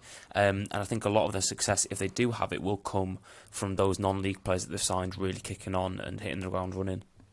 Yeah, let's just talk about a couple of the signings then. I mean, Sol Solomon, straight away, obviously the club that you worked at, Adam, Marine, interesting signing for them. He's someone who's, I think, a lot has been expected of. So he's probably the closest thing they'll have in terms of signings to Rob Apter. He's sort of a winger who likes to dribble, can get goals as well. He's probably a bit more goal heavy than Apter is, if I remember correctly. I think Apter wasn't, I might be wrong in saying this, but I feel like he wasn't, a humongous goal threat. I think he was a bit more of a mix of both, whereas Sol is generally looking to create for himself, but in doing so he attracts a lot of attention on the wings, and he's got really good ball retention. So I think if he can get up to speed with League Two, he could be an asset. The only thing that worries me with him in the EFL is he's not the most physically gifted player. He's very technically gifted, but he's not got bouts of pace or really strong. He's not got a strong build, so I think that'll be my concern for him. But I think it's the right move for him to make. What's your thoughts? This is so open to Olivier. What's your thoughts on Amari Patrick going there? How do you think he's going to get on? Well, it's him and Dennis up front, isn't it? Yeah, exactly. Yeah, I suppose he's at that stage where he's going to be, an effective League Two player for some clubs, but it's not going to be. I don't think he's going to be effective enough for any team near the top of the league to be like, right, we want him. He's going to be in spurts, and that's sort of why he's dropped down to, the Sutton Tranmere level of... I think Carlisle's was his peak in terms of where he's going to hit in his career, unless he really makes a gear change between now and, in the next few years. Yeah. But I think he's done well to get off the M25 conveyor belt, as I call it. Yeah. But he just reeks of that. Like I said earlier, these wide players in League Two that are wide players in League Two for a reason. Yeah. Because they have won in 6 good games. I feel like one of the reasons why he struggled a bit at Sutton is they've got quite a small pitch there, and I feel like Tranmere have quite a big pitch, and if teams are going to come at Tranmere, that could work in his favour in sort of, lofting balls over the top, and he'd have a bit of space to run into. I think he will be a good signing for them. Yeah, I think he'll do well there, to be fair.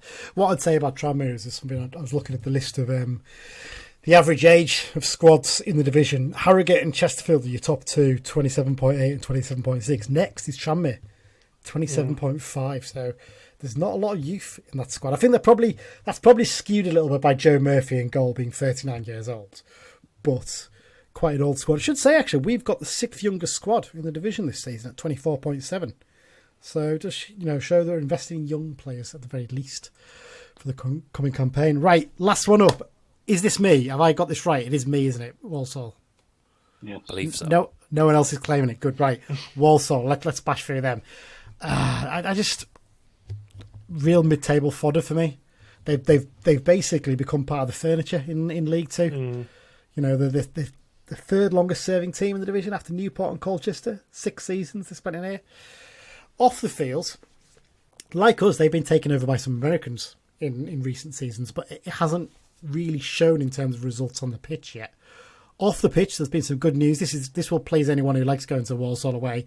Apparently, the Saddlers Club has been restored and reopened, so that's good news because anyone who's been to the Bescot Stadium the Poundland Bescot Stadium in recent years will know that there is no pubs within like a mile of it. Basically, there's the hotel right next to it, which I don't think is open quite often now, and that's it essentially. So good that the Saddlers Club is reopened.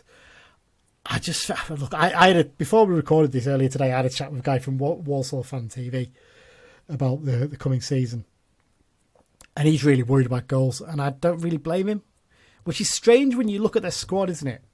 Because you've got Danny Johnson in there, and you've got Jameel Matt. But Jameel Matt is 34 now, and Josh Gordon, yeah. But Josh Gordon has not really scored goals the last couple of seasons. Danny Johnson had that really good spell when he first went on loan to Walsall, but has not replicated it on the permanent deal. And Jameel Matt really hasn't hit the heights that he hit when he was at Forest Green. So I wonder if they're going to really struggle to get goals. What I'd say is, Albert Adoma, I think, is a really good sign for them in terms of adding a bit of experience there. It sounds like he's going to play right wing back for them a lot, rather than as a winger or an attacker. But I feel like he's a really good addition. They just reek of mid-table for me. I'm going to go against the grain, and I think they could be a bit of a springer and potential playoffs. Like you mentioned, Adama, his experience, he knows what he's doing. They signed Connor Barrett from Fylde, who I'm really looking forward to seeing. He's a good signing, to be fair. Yeah. I think Charlie Lakin's Charlie Lakin's a decent player. Hutchinson's a loss. Hutchinson's a loss, but if they can get a goal scorer in, I think they'll do all right. Yeah. Go on, Adam. Sorry, what were you going to say? Well, I was going to say, Adoma's presence probably will damage Barrett because they'll probably play a pretty similar position. I don't think Barrett's going to get used as a right centre-back. So I don't know exactly how they're going to use the two of them. It'll be interesting to see how they balance that, but I think he's definitely one of their standout signings of the summer. Yeah, absolutely. I 100% agree with that one. Interesting fact about them, their nickname is the Saddlers. Their manager is Matt Sadler, and their chief executive is Ben Sadler. Oh, that, eh? That's That'd be like one of those Shitu getting the Barrow job. Yeah, very good. Right. Hang on. I gotta find it. Wait. There you go. I couldn't find it there. I just think similar to last season, lower mid-table. Can't really see them doing a huge amount. So could be quite a long season for them. Right, I'm going to take a short break now, and then we'll have a little chat about the Blues before we do our predictions for the new season. Hi, it's Tom Piatic II, and you're listening to the Brunton Bugle. Yes, we're into part 4, the final part of this League 2 season preview episode of the Brunton Bugle. And before we do our predictions for the upcoming campaign, let's talk a bit about the Blues, guys, and how we think we're going to get on. Pre-season, it's been quite hit and miss, hasn't it? I think it's fair to say. But then I've looked through all the other clubs in the division, and actually, not all of them have had particularly great pre-seasons. Some of them have had some pretty duff ones, and even teams you expect to do well. So how much can you read into that, would you say, Dan? Very little. It's pre-season is all about minutes in legs and fitness. Mm-hmm. And yes, we didn't play too well at Rochdale and Gateshead. I only saw the first hour yesterday because I had to dash off. But we looked decent yesterday for me. Yeah, I'd agree. I think that's someone messaged me about this last night, and I agree with them. That's the first time in a long time we've played what you'd call proper Simo ball. So, going direct as much whenever we need to. Really good set pieces, good quality balls into the box. Wing backs that are bombing up and down. Centre backs who are just dealing with it. It felt a lot closer to the team that we saw a couple of seasons ago in League 2 for me. And I kind of felt a lot more confident as a result. Adam, what's your thoughts on the signings we made this summer? As a whole, I think they've been positive. Obviously, being in League 2, they're all going to have drawbacks. You're not going to be able to sign the perfect player at this level. Like yesterday, I was a bit concerned by Aaron Hayden and his ability on the ball, because I don't remember it being quite so shaky when he was last year, but there was just sometimes where he really unnerved me when he was in possession yesterday. But I think it's been a lot better in terms of there's a bit of a mix of more experienced signings like Wyke, like Terrell Thomas, like Hayden. But then you've got your more outside picks like Archie Davis, like Cameron Harper. Obviously, this new lad from Bournemouth, Dan Aduajay, isn't necessarily, a real outside choice. Maybe like an Archie Davies. He's one you could have maybe predicted because he was on loan at Leyton Orient last season, but it's from a club that's not Crystal Palace or another club that we tend to get players from. That said, there are some good loanees at Crystal Palace that I think would have been decent signings, but I'm pretty happy with it overall. I can see what they're trying to build and the way in which they're trying to play. Yeah, I tend to agree with that. Mike, what's your thoughts on it? Yeah, I mean, I've gone through all of the emotions this pre-season, to be honest, from the start, thinking like, oh yeah, we'll bounce back, and then Rochdale was absolutely awful. But then, doing this and sort of looking at every other team in this league, man for man, there's only actually a couple of teams that I'd be concerned about. And I think we are better than a lot of teams in this league, man for man. It's just whether or not we sort of really get playing well. I think the new lad from Bournemouth, I think he adds much needed pace. And I think as well, we're not done with our summer transfer activity. Yeah. I think there's still a couple more players that'll make us into the, hopefully, top 3 side that I think we can be. Dan, who do you think is going to make the biggest impact from those signings? I really like our 2 wing backs. I think it's going to be good watching them going up and down touch lines in League 2. Wyke's obvious. I'm gutted that Ethan Robson's injured because I was looking forward to seeing how he did. But no, the defence, Thomas, Hayden, we know what we're getting. And like Mike said, there's still signings to come. It's the first weekend of the season coming up. There's players at clubs who'll think they're in their 18, and they'll find they're not, and they'll be like, "Oh, I want to play," And if I'm not in the first 18, first weekend in August, I'm not in come September. I want to move. I want to go and play football. Yeah, and agents are quick to pick up on this, and yes, some of it may be loan market. That's not a problem. We've only brought 1 loan in so far. So we could potentially have 4 or 5 more. I don't think we will, but there's still good players without clubs as well.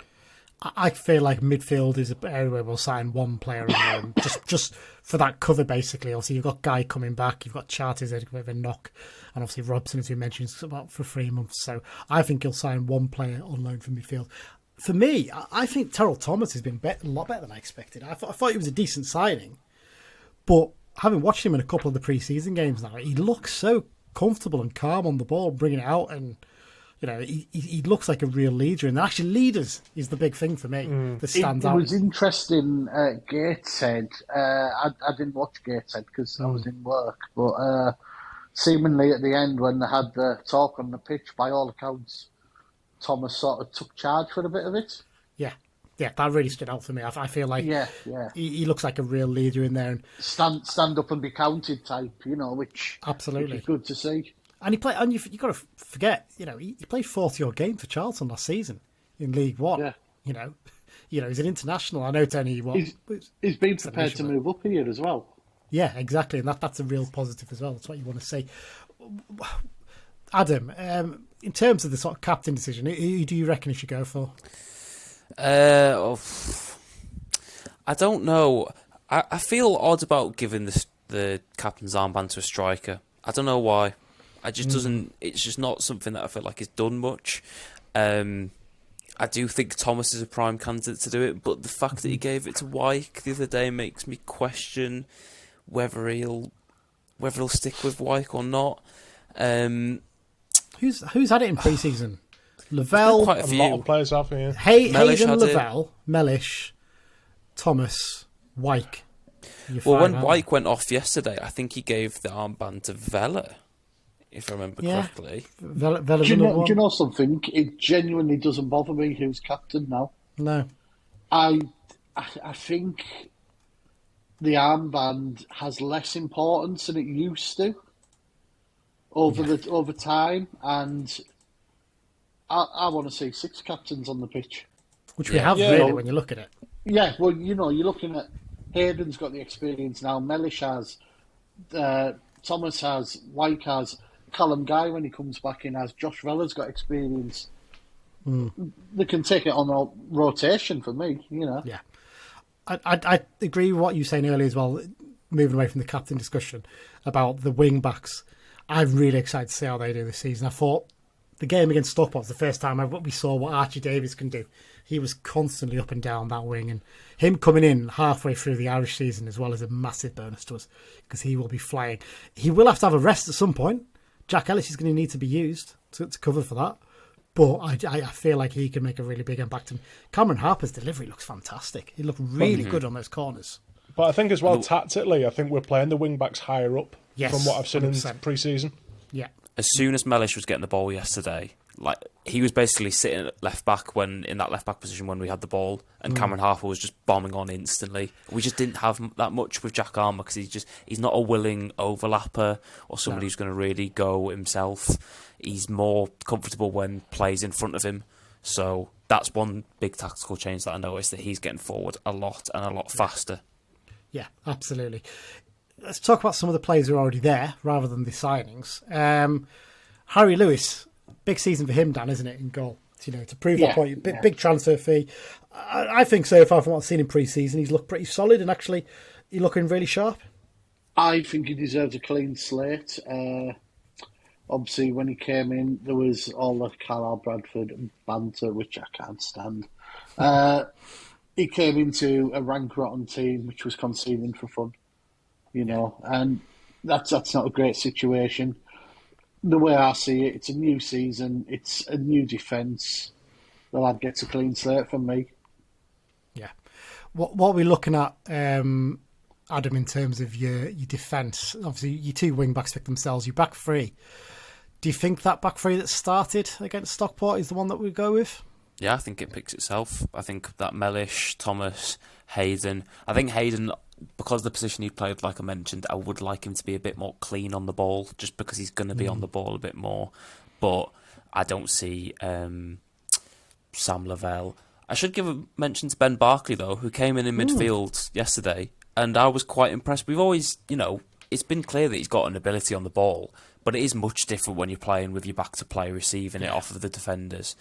And he looks, albeit in a pre-season friendly, pinch of salt and all that, he looks quite confident. He looks like he could carry himself in midfield if needs be, I think he's which played is there a before, solid hasn't option he? to have. I'm pretty sure he's played there in his career before a couple of times at least. So You've got to remember as well, talking about defence, we will likely lose Terrell Thomas for 3 international weekends. Yes, very true. Yes. So that's probably. But I think 2 Lavelle in games this of time. league is capable of filling in when needs be, head it and kick it centre back. He's not going to be as good on the ball as Thomas looks to be, although Thomas does hold on to it a little bit too long sometimes. Yes. I think, going back to Barkley, I think he could maybe play a similar role for us that Corey Whelan did a couple of years ago. He's maybe not necessarily the first name on the team sheet, but when you need him to come in a couple of different positions, he's going to come in, do a job, and when he's out the team, he's not going to be a bad egg either. I tend to agree with you on that one. I think for me as well, he gives you that option as a sort of filling in right wing back as well. And I wonder if at some point we might look to get Jack Ellis out on loan just to get a bit of football as much as anything, because he's what, 20 now, 21 in October, so you want to get him playing a little bit more regular football to keep his development going. Really, for me, I'm not so sure we will. I don't think with we will Thomas straight away, but and I'd like to see international it. football. And Barkley's had a few injuries. I think Ellis will also be an option at centre-back for us, as well as right wing-back. That's true. It's very true. When are the international games? I think, Dan, you remember that? Bradford's one of them, and I think Bromley's the other. Early September and early-ish to mid-October and November. Yeah, I feel like it might be Wimbledon away, possibly, for the other one. Maybe. Yes, Wimbledon's one of them, yeah. Yes. Yeah, there you go. Midfield. This is an interesting one because I think we've got quality in there, but there's too many injuries at the moment. That's the problem, isn't it? Obviously, McGeough's now out for a couple of weeks, and Taylor Charters just can't stop picking up knocks as well, frustratingly. And obviously, Taylor Charters' hamstrings worry me.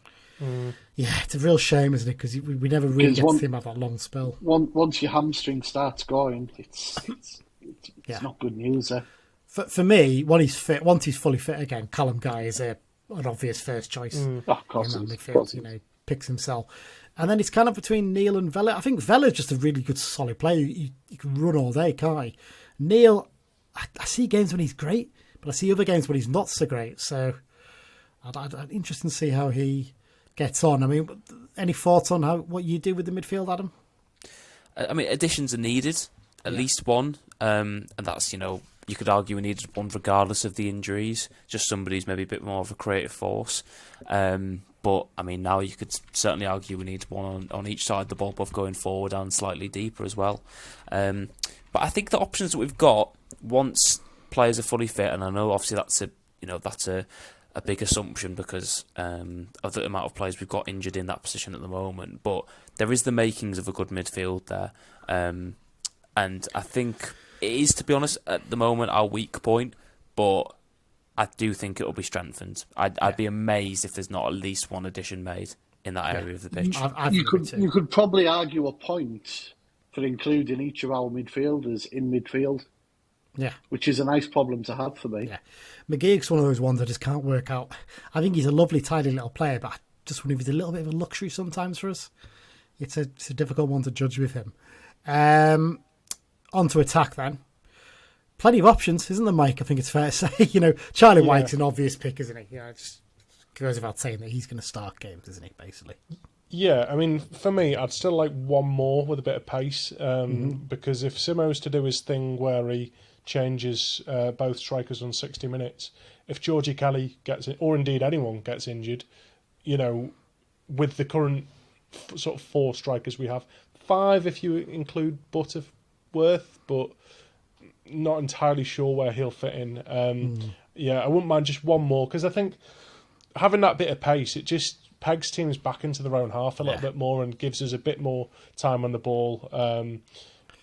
So just one more for me. But yeah, I mean, White, Kelly and Armstrong are all that little bit too similar. I wouldn't like to see 2 of those playing together too much, really. I don't know. I think it could potentially work. I think Armstrong and Kelly have got enough pace and running about them that they offer something a little bit different to Wyke. I think we're accepting the fact that Dudik's going to go out on loan once he's fully fit again to get some game time. But yeah, I think it's going to be. I can see us doing that a lot this season, of playing those, like you say, 2 strikers for 60 minutes and then bring on the other 2 for the last half an hour to just batter teams. I can really. We see did it that a lot happening. when we got promoted with Garner and Patrick and JK and Dennis. Mm-hmm. Absolutely, I can really see that happening again. I would not be amazed if that was the case. Butterworth, a question on him, Dan. What do you think about him? Where do you think he fits into this? Well, I saw a couple of people saying he's inexperienced still. He's played nearly 100 games at League One level. He's not inexperienced. No. This is his chance, if you know what I mean, I think, to make a proper career in football. Sounds a little bit harsh, that, but if he can have a good season, he'll do all right in the game, because there's clearly something there. When he has a good game, he's good.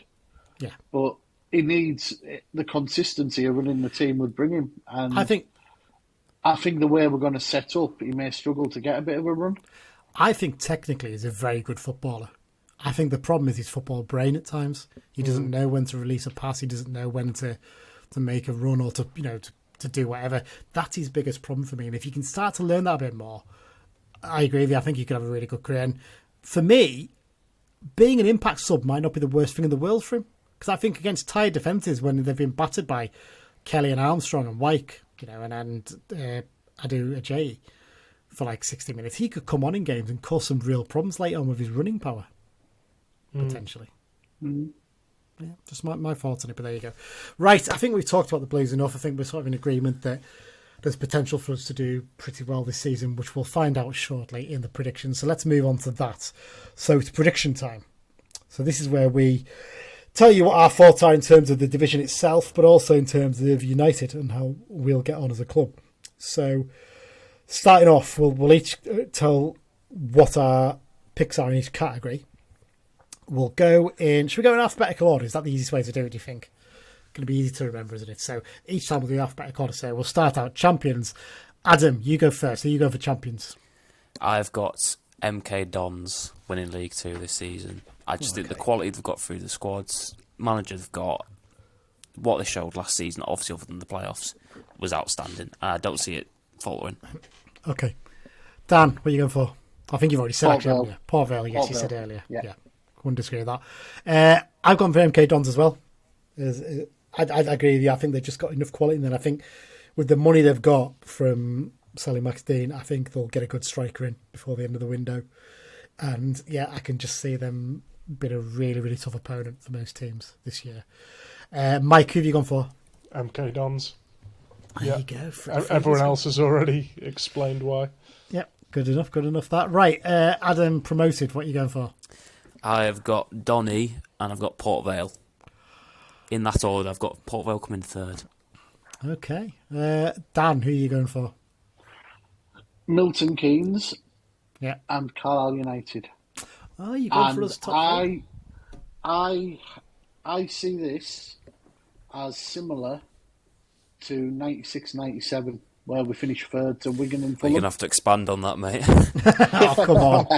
No, but when we won the league in 94-95, we came straight back down in 95-96.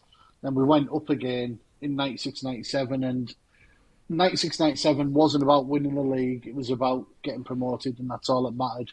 And I see shades of that this time round. As long as we don't get to a trophy final, I'll be quite happy with that. But there you go. All right, okay, so you've gone for us for third. Right, I've gone for the same as Adam here. I've gone for Doncaster and Port Vale. I would go for us top three, but I think we need those couple of signings in midfield before I could really start to believe that that's possible. So that's what I've gone for. Mike, what have you gone for? I've gone for Port Vale and us. Oh, okay, so you've gone for similar to Dan then, just in a slightly different order. All right, okay. Right, playoffs. What are we going for this one? Playoffs and the winner of the playoffs. Who are you going for on this one, Adam? So I've got Gillingham in fourth, sorry. Carlisle in fifth, Notts County sixth, and Chesterfield in seventh, with Carlisle United to once again lift the playoff trophy at Wembley. I don't think my nerves could handle it, to be honest. Based on my heart rate last time, I don't think I'll be enjoying that. Fair enough. It's not too dissimilar to what I've gone for. Dan, what have you gone for? I'm trying to think who I've said now. In no particular order. Yeah. I think Walsall are my springer. I like Gillingham. I think Doncaster could be there. And I really don't know if Chesterfield... I'll go Chesterfield as well. And who are you going to win it? Gillingham. Gillingham to win it. Okay. So I've gone for my playoffs, and in no particular order this one. Colchester United, Carlisle United, Chesterfield and Gillingham. And of course, I've picked us to win it. It's obvious that one, isn't it, really? But there you go. Mike, what have you gone for? I've gone Doncaster, Gillingham, Notts County and Crewe. And who's to win it? Doncaster. Doncaster. But we're all fairly similar. There's a couple of little slight changes in there, isn't there, I think we've all maybe got one team different, I think, when I look through it. So, yeah, no massive surprises in there. Maybe Colchester and Walsall are the two that stand out as being Crewe, a bit to be honest. Crewe as well, yeah. I just feel like they're going to... Not to single you out, Mike. There you go. Okay, who are we going for relegated? Adam. I've got Harrogate Town and Accrington Stanley. Okay. Dan, what have you gone for? Accrington. And I could make a case for any of the other ones that I said will be bottom six. I know I joked about it, so I did Barrow. Barrow, oh wow. Put your money where your mouth is. Blimey. And I'll put £10 on that happening. Go on then. Go on. Put I'll put it on at the bookies. Yeah. Good. I'm not going to take evens off you when I can get a good price. No, exactly. Right, I've gone for Accrington Stanley, and this was really tough. I was edging towards Harrogate, but I just kind of feel like Weaver's got enough to get them away from trouble, so I've gone for Newport County as the other one. I just kind of feel like I can get 14-1 on Barrow. Oh, well, get your money on that. I will put that on tomorrow. Mike, what have you gone for? I've gone for Harrogate as well, but I've gone for Morecambe as well. Okay. I think, just quite an overhaul. And I think as well, if they're one of those clubs who come Christmas, players aren't getting paid and all that palaver, I think the wheels could come off for them. So, yeah. Wouldn't be surprised if it's not the worst show in the world. Dark Horse. So this is the team that isn't really being tipped for promotion, but maybe does a little bit better than expected, or maybe the team that's predicted to go down and finishes mid-table. That's the kind of balance I'm having here. I'll be very judgy on this bit based on what you pick. I might not allow some of them, but let's go. Adam, who are you going for? I've gone for Colchester. Okay. I think probably one of the more obvious options. Considering where they finished they finished 22nd, and I could see them finishing inside the top 10, and well, you can as well, obviously, Lee. Yeah. It gives away who I've picked, really, doesn't it? But Dan, what are you going for? Based on what you just said, in terms of team that will surprise, I've got to go Walsall after putting them in the playoffs. Yeah, obvious. But I also think Bromley will surprise a few at the other end of the table. Okay, that's because I think they've got enough to stop up comfortably. Yeah. I've gone for Colchester, obviously. It goes without saying that one. Mike, who have you gone for? I've gone Colchester as well. Yeah, I think we all expect the Cowleys to do a pretty decent job there. Surprise struggle. So this is the team that maybe has been tipped to do well by some, but are maybe going to struggle. So who have you gone for here, Adam? This one I struggled with because my immediately first thought was Cheltenham because they've just come down. Yeah. And I think they're at threat of going down again, but I don't know whether that would be quite acceptable. Let me get the odds back up again. I mean, what are their odds? I mean, they're 20-1, so they're not much more than us. So I'd agree with that one. If you're going with them, that's a fair shot. I had to go with Cheltenham then. Right, okay, Cheltenham. There you go. Dan, who are you gone for? Probably, again, I've struggled with this because there's no standout candidates. Because I've just said relegation for them, I've got to say Barrow. But on the flip side, I think based on the fact that we're in the playoffs, Crew have to be in there for me. Yeah. I've gone for Salford City. I can't see where the goals are coming for them. And I think if they get off to a bad start with the low crowds they get, it could be a tough season for them. I think they might find it quite tough. Mike, who have you gone for? Well, like I said before, I don't think they're going to struggle, but I think Chesterfield to not make the playoffs, some might deem that a surprise struggle. I'll accept that because they're favourites to win the title. I think that's a fair shout to say surprise struggler if you think they're not going to make the playoffs. That's fair enough. Right, top scorer. This is the divisional top scorer. Who are you going for, Adam? I've gone for Joe Ironside. Oh. 20 goals last time out for Donny, and I think they're not going to have the same lull that they had last season in the first half, so I could see him getting a lot of goals. That's a pretty good shout, to be fair. I didn't realise you'd scored that many for them, so that's fair dues. Dan, who have you gone for? I'm going to take a little punt on a player I wanted us to sign, who's at Port Vale. I like Laurent Tollage a lot. I think he's a brilliant player. He scored heavy for Aldershot, who were not an outstanding National League team. I'll say Laurent Tollage. Well, ye of little faith, I've gone for Charlie Wyke. You know, if you lot aren't going to believe, I might as well do it. So Charlie Wyke, I've gone for top scorer. Mike, who have you gone for? I've gone for Rory Patton at Port Vale. Yeah. Okay. Bloody hell, Port Vale are going to be scoring all the goals, aren't they, at this rate, based on you lot? Who do you think is going to be player of the season? So, I mean, this will be fairly obvious. They come in the season, 4-4-2 and the likes pick their player. So, who are you going for, Adam? Player of the season, I've gone for Liam Kelly of MK Dons. That's a good shout, to be fair. That's a very good shout, I think. I really like him. I liked him when he played against us with Rochdale a few years back. I think he just looks a really good little player. Dan, who have you gone for? I agree, Kelly's a good shout. There's a couple of, the likes of Byers and Crosdale at Port Vale. I'm going to surprise a few people. I think when he's back from injury, Callum Guy can run this division. Well, that's a fair shout. I think he might struggle with it because he doesn't score goals as much as other players and things like that. But in terms of influence on a team, he's up there for me. Yeah, no, I'll take that. It's a decent shout. I've gone for George Byers from Port Vale. I think he's a great signing. I think he'll really make a big impact for them. So I think it's an obvious one for thing. But yeah, Liam Kelly and Callum Guy, I'll accept them. Interestingly, we've all picked midfielders so far, no strikers. Mike, are you going to keep that going, or are you going to ruin it? Yeah. Well, no, I'm the same as Adam. I think to double down on my shout for MK Dons to win the league, it's normally a player that plays for the team that wins the league. So I've gone Liam Kelly as well. Oh, okay, it's fair dues. 4 midfielders pick for that. That's a fair I think shot. there's no outstanding.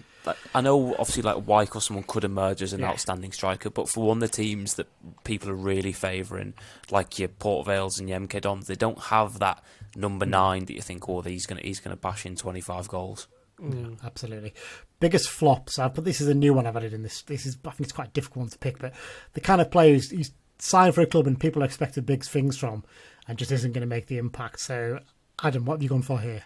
Yeah, this was another one I struggled with. I ended up landing on Joe Sabara of Doncaster Rovers because I could see him, if he doesn't start well, being pushed out of the team, especially if Jordan Gibson does do well. I know Luke Molyneux will be in that team regardless, but he played well in the National League playoffs, but he had his problems with injuries, and I don't know fully whether he's going to be one of the main contributors to that team. But I think a lot of people think he could be. Okay. Dan, who have you gone for? I'm going to go for Tyreek Wright at Bradford. That's a good shout, that, to be fair. It's because I don't think their fans wanted to sign him, basically. Strange, wasn't it? Because he was linked with us. Not putting too much of a thing on it, but they weren't overly impressed, were they? Well, we were strongly linked with him, weren't we, as well, at the start of pre-season, so it's a very odd one, that one. That's not a bad shout. Even though I've gone for them as dark horses, I've picked one of their players for biggest flop. I've gone for Lyle Taylor. I just don't see it. I think that other players will come through for them and he'll really struggle to get goals in game time. And Lyle Taylor, I've gone for my biggest flop. And Mike, who have you gone for? I've gone Ben Woodburn at Salford. I mean, that was probably the next one on my list, to be fair. I just kind of feel like he might struggle to make that impact. So, yeah, it's a decent shout. First manager sacks. That's the first manager to be sacked once the season has started. So once the first game's out of the way. So, Adam, who are you going for? I've gone for Michael Flynn. Okay. Of Cheltenham. Interesting, because he only got appointed in the summer. So yeah, I could just see if things go wrong. If it starts to spiral, I think they could act quickly. Okay. Dan, who are you gone for? Stephen Clements at Barrow after we beat them 8-0 in the fortnight's time. I knew you were going to say something like that, but there you go. I've gone for John Doolan at Accrington Stanley. Didn't have a great second half of last season after he took over. And the fact that he's got Jed Brannan there below him as assistant, who's already managed at this level and did okay at Morecambe, I can just see there being pressure and they'll switch around at the very least. So, yeah, I've gone for John Doolan. Mike, who have you gone for? I've gone for Graham Alexander at Bradford. Again, not a bad shot. Sacking managers, so They do. Yeah. Not a bad shot at all, I think that's fair to say. Right, so that's the League Two ones out of the way. So let's do the Carlisle United ones. And first up, final position, where do you think the Blues are going to finish? I think we all know this because we've already said them, but just to remind everyone, Adam, what have you gone for? I've gone for 5th. And winning the playoffs. Yes. Dan, what you've gone for 3rd, haven't you, I think, on this one? Yeah. I've gone for 5th and winning the playoffs. And Mike, you've gone for? I've gone for 3rd as well. 3rd as well. So nice balance between the two of us, 4 of us there. That's works quite well. Top goal scorer, I think I know who everyone's going to pick for this. Adam. Charlie Wyke. Dan. It's going to be Charlie Wyke, isn't it? I've gone for Charlie Wyke. And Mike, are you going to complete the set? No, I'm going for Luke Armstrong. Oh my God. I think the best ability is availability, and I think he's going to be fit all season long. Other players might not be. I think he might benefit as well from Wyke as well, taking a lot of the physical side of it away from him. So there you go. Player of the season, who are you going for here, Adam? I'm going to go with Archie Davies. Okay, interesting one. Dan. Callum Guy when he's back. You're really big on the Callum Guy coming back, aren't you? In League Two, yeah. Absolutely. I've gone for Cameron Harper. Just based on what I've seen so far, I think his set piece is going to make a big difference as well. I was very close to picking Big John, but I don't want to curse things there. So, yeah, Cameron Harper I've gone for. And Mike, have you gone for? Big John. It's got to be. Got to be Big John. Most improved, so the player who's going to improve most based on last season. Obviously, it's difficult on this one because, of the way things were last season and obviously a lot of players going. But let's see what we've gone for. Adam. I've gone for Harry Lewis. Good shout. I think he could be. Obviously, last season he was impeded by how bad we were. All players were in front of him, but he had his bad moments, and I think he'll bounce back this season. It's a good shout. That it's fair shout. I think it's fair to say. Dan, what have you gone for? I want to go for Josh Vella. I don't think we saw the best of him last season. He had injuries, etc. And I just think his experience at a higher level, I just think there'll be games where you walk away thinking, glad Vella played today. Yeah. He's going to be one of those ones, isn't he? Almost like a Callum Guy, isn't he? He's going to become a player who just has that little bit of influence on the game to make a difference. I nearly picked Dan Butterworth for this one, but I don't think he's going to get enough game time to prove it. So I've gone for Luke Armstrong. I thought he played particularly badly last season. Obviously, the goals was the problem. I think once he gets a couple of goals early in the season, he'll go on a good run and he'll really terrorise defences. So Luke Armstrong I've gone with. Mike, who have you gone for? I've gone for Harry Lewis as well. Yeah, I think Harry Lewis is a really good shout, to be fair. I think he could really have a big impact on us this season. We're having that better defence in front of him, absolutely. And finally, in the 2 cups, and we'll do these combined. So Adam, where are you going for on the 2 cups? I think we'll get to the 3rd round of the FA Cup, and I think we'll get knocked out for the first time in the League Cup. Okay, Dan? Without disrespecting the cups, the league is the focus for me. It'd be nice to get a big club in the 3rd round, get a big day out for everyone. League Cup, we've got one of the toughest draws we could have had. If we come past that, we deserve a decent 2nd round, but it's all about the league for me. Okay, I'm going to go 4th round for the FA Cup. I think we'll get lucky. We'll probably not get a Premier League team in the third round and get ourselves through to the fourth round and get a decent team then. And for the League Cup, I'm going to be optimistic and say second round and we'll beat Stoke on penalties. Mike, what are you going for? Yeah, I'm going FA Cup third round and League Cup second round. Okay, well, there you go. So that's the lot. There's nothing else we need to predict, is there? I think we're pretty much done on that side of things. So there you have it. 2 hours in, our prediction episode is over. Thank you. Yeah, good listen for anybody driving down to Gillingham. Listen to it 2 or 3 times on there, isn't it? Yes, so very much thank you guys for joining me over that long slog that is the preview episode. Big thanks to our sponsors, CUOSC, once again, for their support this season. Dan, there's a couple of bits you want to cover before I talk about upcoming episodes. Yeah, we've hinted a little bit. We have a big announcement to make. I think we've agreed we're going to go live on Wednesday tea time with this. Yes, I think that's probably the time. Because when we're recording this Sunday night, when we're getting this out tomorrow? Monday. This will go on Monday, yes. Yeah. So we'll do a little teaser Tuesday night and Wednesday morning then. Yeah, Wednesday, we've mentioned we've got a very special guest making an announcement for us. We're going to do that Wednesday tea time. It's genuinely great, and I think you'll laugh at it. It's a massive name in football, massive name, and he's got some words to announce our upcoming stuff for the season. Yeah, absolutely. So that I'm very much looking forward to the reaction to that. In terms of upcoming episodes, we've also got the Gillingham preview coming up next week. I'm going to be speaking to the guys from Gills in the Blood during the week to do the preview for that. I'm also going to be doing a special on the Tully House exhibition. I'm going to go up there and have a look through it and talk to the guys who put it together.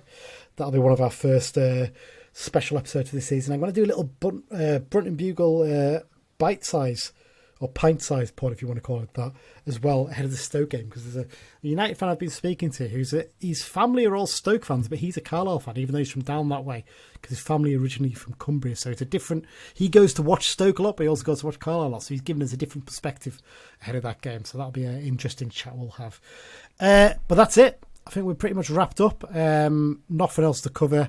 I apologise for everything we've got wrong if there's opposition fans listening to this. I'm sure you're all angry as to where we've put you in the league, but tough shit. That's life, isn't it? There you go. Thanks for joining us, lads. Appreciate it. Yeah, no worries. Thanks everyone for listening, and of course, most importantly of all, up the Blues. Up the Blues. Up the Blues.